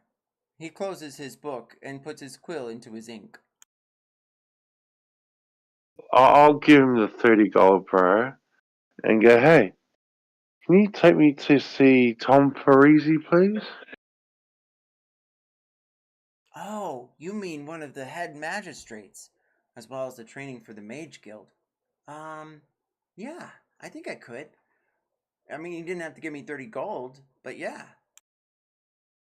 He escorts you past Chu, who is currently on the couch speaking with some drow, though you notice a tattoo on their wrist indicating some sort of spell, perhaps a disguise. And he escorts you down a stairwell, and then another. And then you find yourself in a collection of corridors and hallways, and a stairwell on either side leading down, and the one you just came up from. He takes you down about 3 floors, and then you see doors that are looking better than before. They all have very sturdy lumber, and they look as though they might be made by elves. You may roll history now.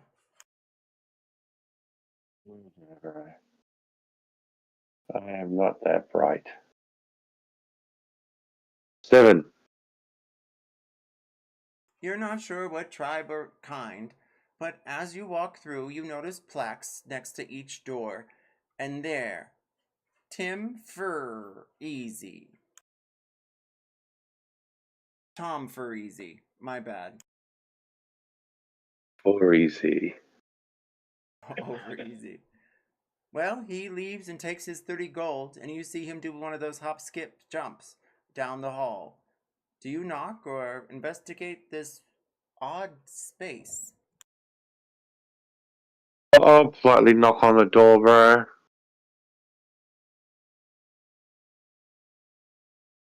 As you do, the door opens and you see, well, it looks like a halfling in front of you. They're strong, though, you can tell, and they wear a vest and some sort of blue jacket. They stare up at you. Hello? Yes, can I help you? Hiya, Tom. How you doing? My name is Tim. Oh, I got referred to you by a personal acquaintance of ours, the beholder Billy. yes. Oh, Billy. From Greyhawk? Uh-huh. The Billy very same. Greyhawk. Come in. He escorts you firmly into his room and shuts the door and locks it. What are you doing? What are you here for? Well, Tom, I'm gonna need your help, bro. Billy says that you'll be willing to help if you hear me out for a second. You see, and I'll just tell him the whole. I've got keen mind, bro. So means I can just tell him the whole story about the noble and why I need his help for this arcane business. As an investigator, and Mr. Moneybags would pay your wages because you're an expense. Roll persuasion. I'm no good at persuasions, bro. But wait, I've got advantage upon this, so I might get away with it. See, that's for guidance. That's for persuasions. Let's see if I can get it better there. No, dirty 20. He stares at you for a moment. Why, that sounds good. I've been meaning to get out of the fort. When do we leave? Tomorrow morning. But I need to ask you something else, Tom. Would you happen to know of a paranormal investigator? You see, I'm not too sure whether or not this knife thing is magical or supernatural. You see, because these noble guys have a reputation, according to Billy, of like stabbing you in the back as quick as they look at you for a giggle and eating their young because they're born. You know? Those kind of people. So it might be a haunting or something like that. And it might not hurt to have a couple of extra witnesses in case things go down.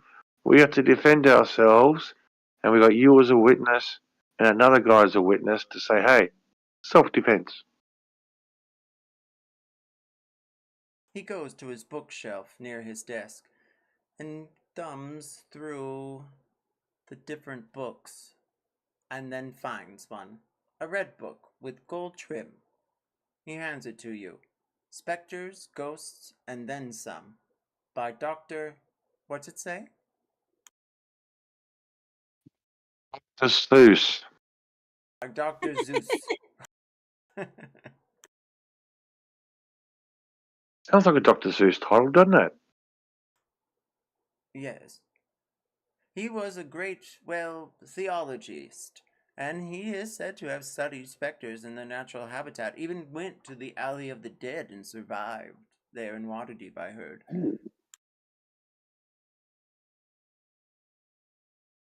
Oh, fancy. I'm sure if you have any Oh, yeah. questions about specters or poltergeists, it'd be in that book. That'll be awesome, Tom. Awesome. So, hey, come with me. I'll introduce you to the others, and you can talk turkey with Mr. Moneybags. How's that? He nods and agrees. You shake hands, and he'll be ready to leave by morning. Wait. Tom, I got lost when that guy took me around the place. Do you know how you get back to the main floor? Just keep going up. He unlocks the door and opens it. I'll see you in the morning. All right, Tom. Good night, buddy. We'll probably be leaving at first light, mind you. I'll meet you at the front gate. Deal. Alright. I'll go up and find the others, bro. Sunk, you follow the woman that is from Waterdeep. You hear her heels clicking on the stone, and the hollowed hallways are marked with flames. She stops and turns to you.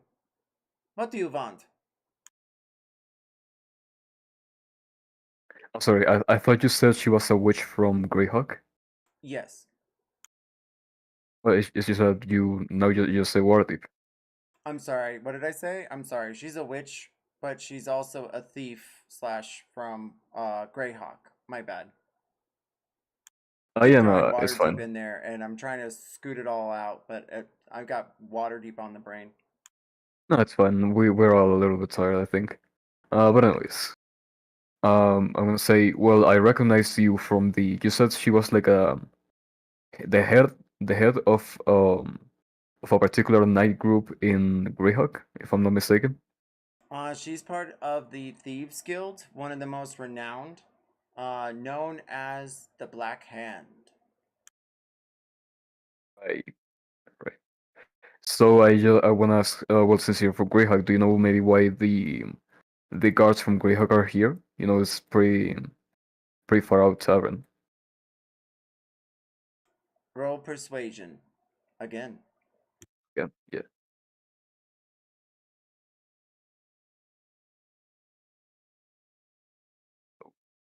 20, dirty 20.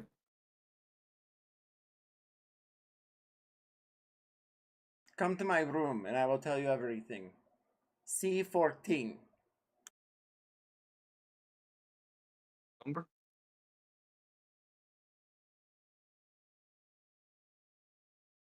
Oh, follower. Well, on to you, abrupt. Fine, come in. You find her room, and it looks more polished than yours. There's blue satin sheets and a small desk and chair of also blue satin pads. She sits in it and stares at you. So, you want to know what's happening? Yeah, that's the reason I'm here.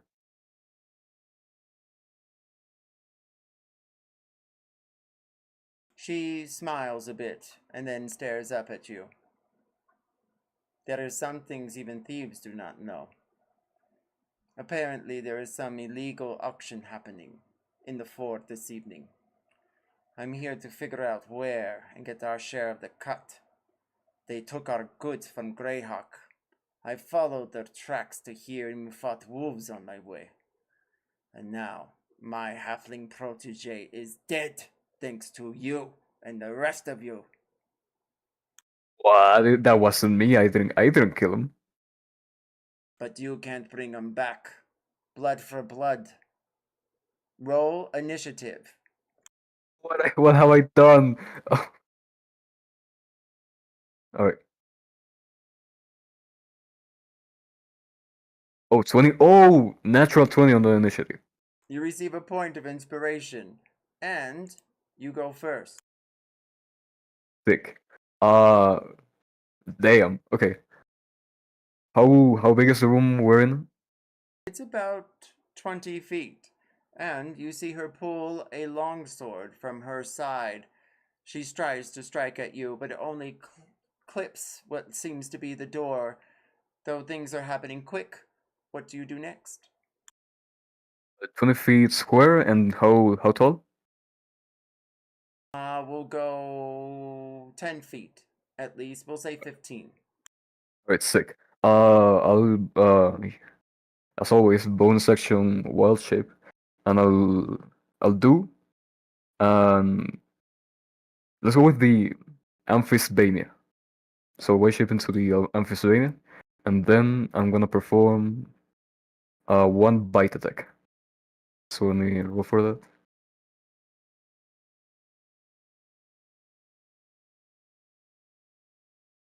That's a 17 hit. You turned into the constrictor snake? Amphisbania. It's one of the Oh, the first. yeah, the first one in my wild shapes, that one. Oh, the mythological creature with two heads, like a serpent or lizard. Yeah, kind of. It's like a fake head, but yeah. Oh, diabolical. Roll to hit. Oh, I did. I Oh, got a 17. a 7? 17.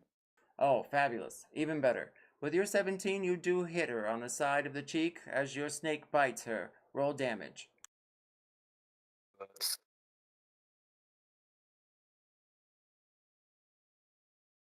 Oh my god, I got double ones on both of my damage. She takes 6 points of damage. The two fangs go biting into her cheek, and she swings her longsword in your direction. And then I will do my constrict attack. So that's again +7 to hit.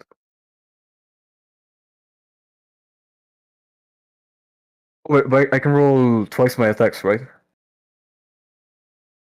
Or is it just for skill checks? I would say you could. We'll go with yes for now. Wait, then roll again because I got a 3. Oh my god, natural 20. Natural 24 out of 26. High or low. High. The serpents round about her, while your serpent rounds about her, and the head strikes at her neck, biting in, dealing double damage. Sick. Oh, you. What's 2d8?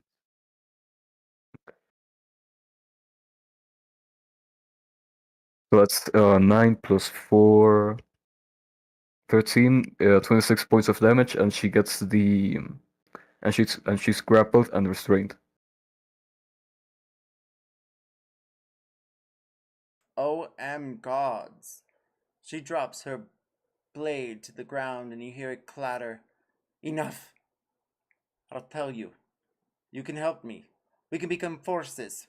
The Black Hand is very rewarding if you help them.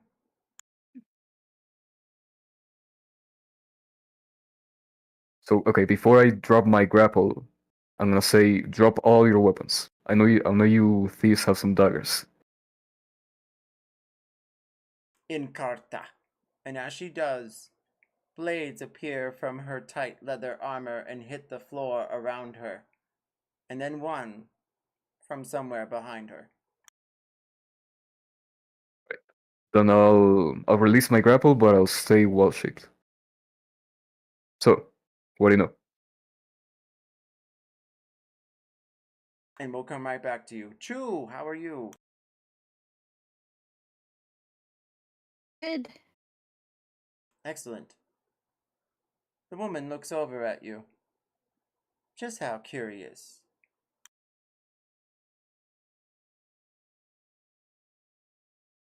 The it it's hard to explain. Like some of the items there seem to just talk to me and tell me about how curious they are every day. Or maybe I just talk to them. I can't remember sometimes. Roll persuasion.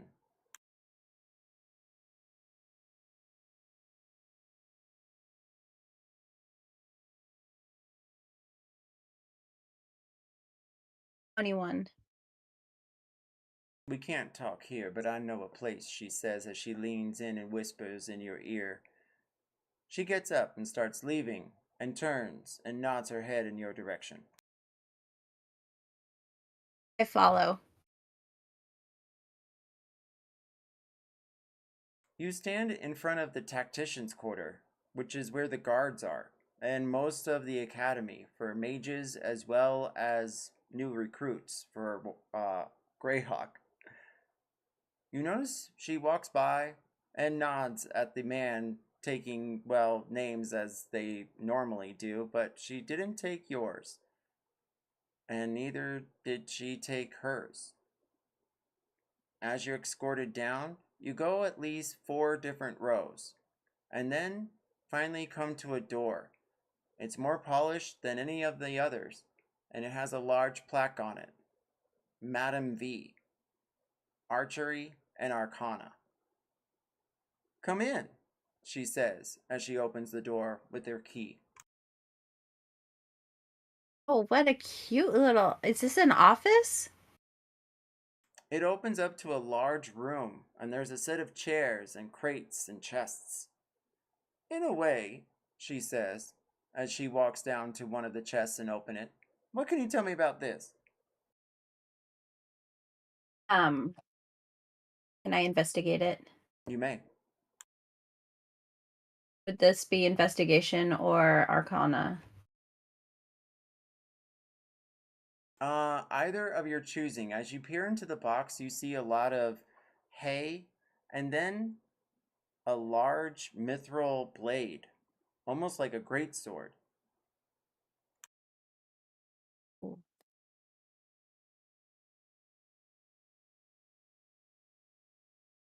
Natural 20, so 26.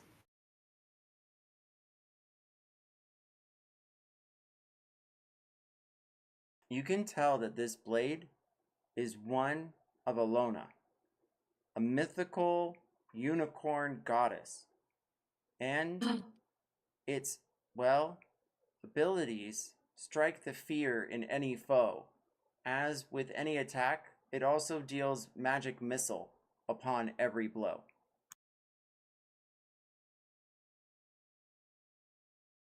This is amazing. This is the blade of Alona.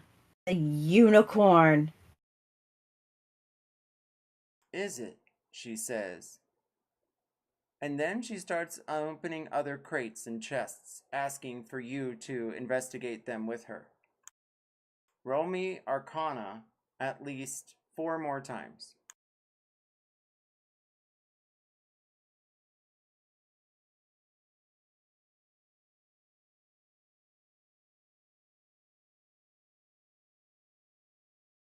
$18 was the highest. High or low? Low. You find blades of Palor that are mythical and only to be known in the Great Museum of Greyhawk. You also see what looks like a shield, though you're not able to tell exactly from who, but you tell the arcane etchings it does a grapple attack on its own. High or low? High. And then, inside one of the crates is a broken wand. And your face goes numb. You believe it's actually a wand of Vecna, a fabled priest and scholar of magic, turned to darkness and necromancy. Though it's cracked, it could be something to summon him someday. Do you divulge any of this information to her as you look over the different items?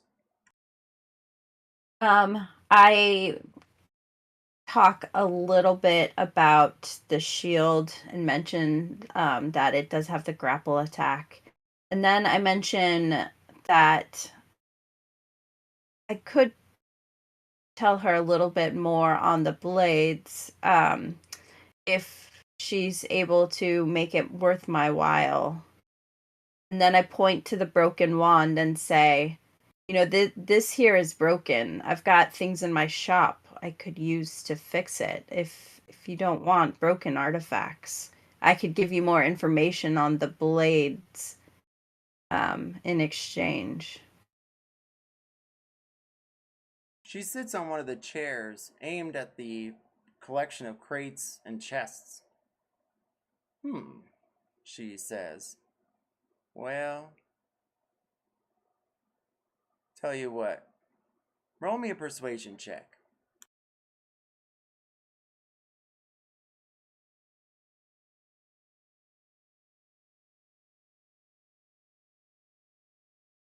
$15. I want to use one of my add a D4 to the roll. 4, so 19.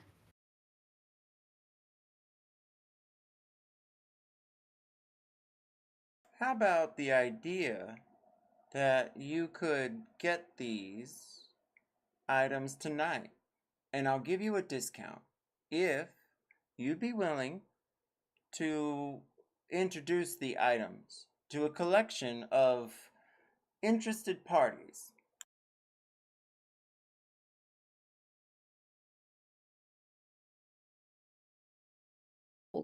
Can you say that again? Well, you would be like a curator. You know, at the curiosity shop, you're so good at that, right? So, if you came in Mm-hmm. tonight, I would be able to help you in getting a discount on one of these items if you showed up this evening. And if you don't purchase any at all, I'll make it worth your while. I do have one thing I've kept for myself. And she reveals a bracelet on her wrist. It's made of mithril also, but has blue sapphires within. Please roll me one more Arcana check.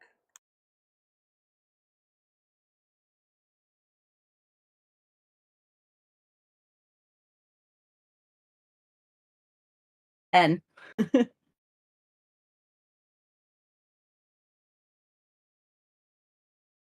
You can tell it's magical. I don't know what it does myself, and unfortunately, Chu, neither do you. But you do know it does cast some sort of spell, at least once per day.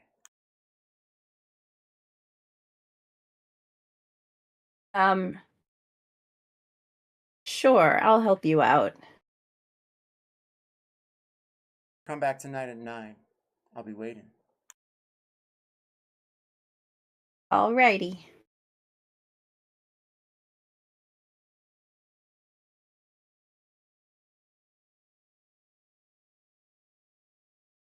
Ridith, at the bar, you doing anything else?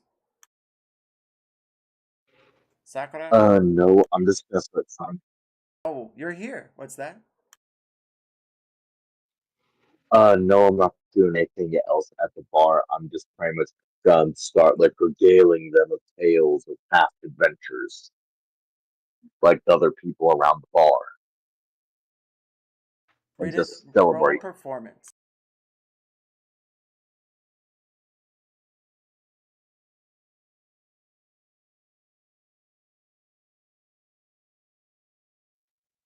$18. With your 18 performance, you've collected quite a following around you, at least a dozen people laughing and awing over your stories of the Shadow Realm as well as those of Greyhawk and the 7 seas that you swam through once. And then Tim appears at the bar next to you.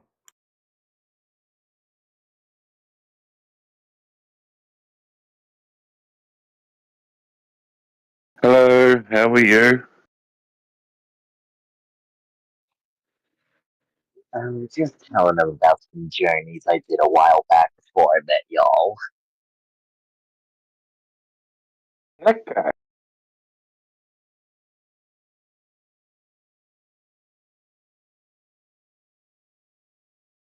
Meanwhile, Sunk is talking with the elf in green, a witch of the Great Greyhawk, and possibly a history in Waterdeep.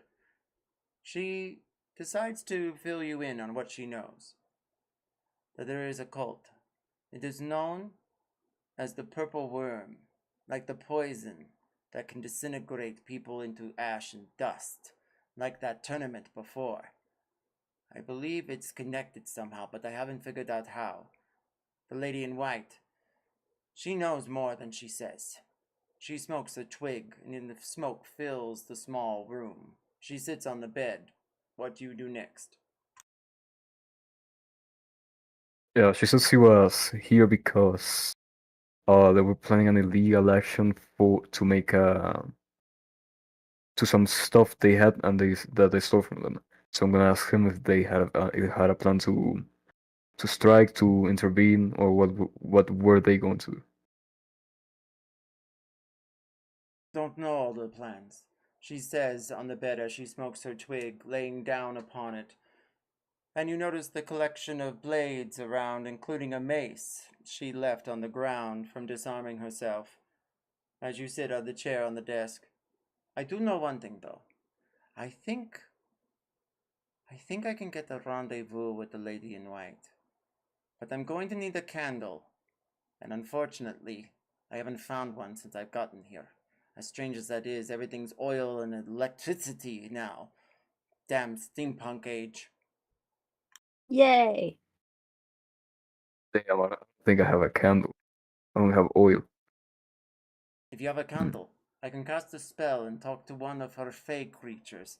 Maybe she'll accept my parlay. Though I'll have to be in trance, you'll be the one that'll have to speak with her. I don't have a candle. I could ask one of my party members. Fine. Come back in about 2 hours. I'll be here. Right, then I'll go. Alright. Then I'll go to the room and I'm gonna go towards Tim and Riveth. I'm gonna tell Riveth and Sakura, but I think Sakura isn't here anymore. So I'm gonna tell them about what the lady told me about both the illegal election and the purple war cult, and about the white lady that might know something more.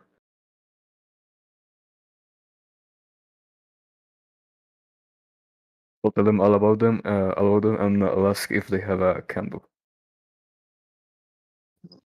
You said that this thief that you're talking to, she's working for the Black Hand. Is that right? Yeah, she'd say she's from the Black Hand. Bro, you know who the Black Hand are, don't you?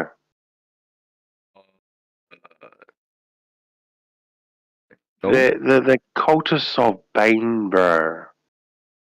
You know? Political assassins, mass murder, super evil, want to take over the world and rule. Chu, I mean, you in find that your case, way back to the bar and meet the other party members. I mean, in No. that, actually, well, I mean, in that case, I'd rather have them as friends, not enemies.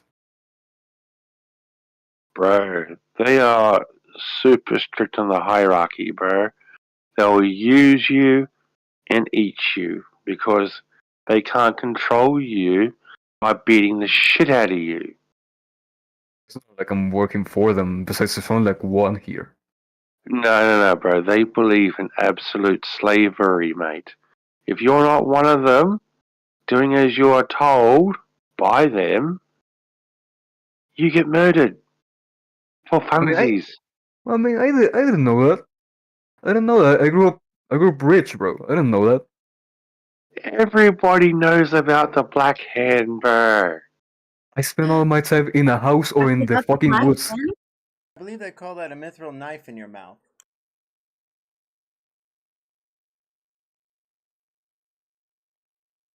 What? Oh, What yeah, is it? Chew.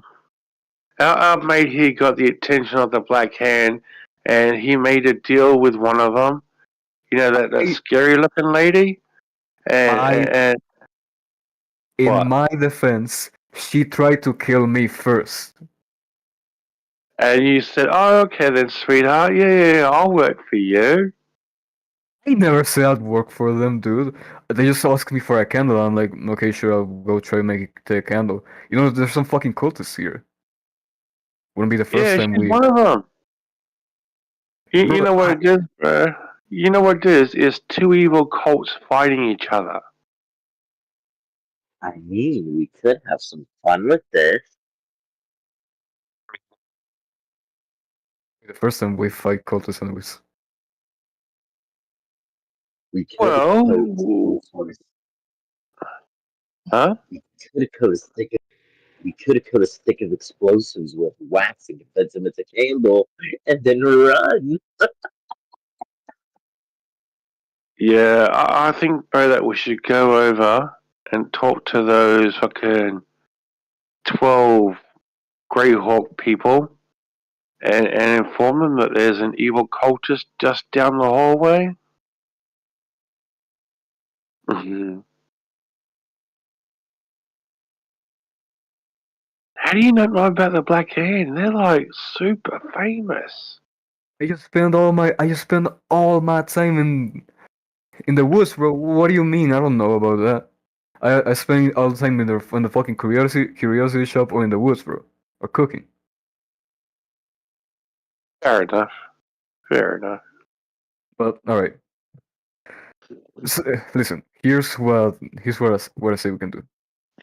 She says she's waiting for me in like 2 hours. I just need to bring her a candle. Maybe I just give her the candle and that's it. We don't have to get involved in a fight with anything if you don't want to. Bro, we have to take these people out, mate. Their bounties are pretty good. You know, She's if in you no can take position. out a... She's in no position to threaten me or you. I already beat her. Yeah, but now she's ready for ya. They don't take a beating too lightly, bro. So, what are you suggesting? I says we should just go talk to those fucking military people, those wardens, and let them take care of it and pick up their reward money. Stick, bro. Here's the thing. What do we do with the other cult then? Like if they're not fighting each other, then we might have to fight them. Sorry, I'd rather fight one side of the equation than the other, than fight two of them at the same time. What do you reckon, Chew? Back me up here.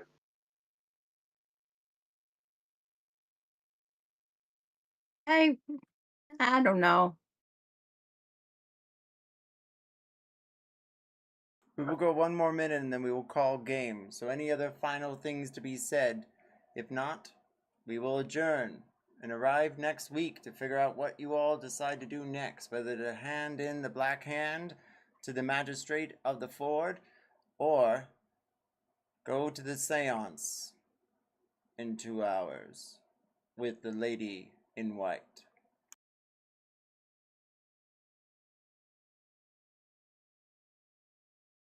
Thank you all for coming tonight.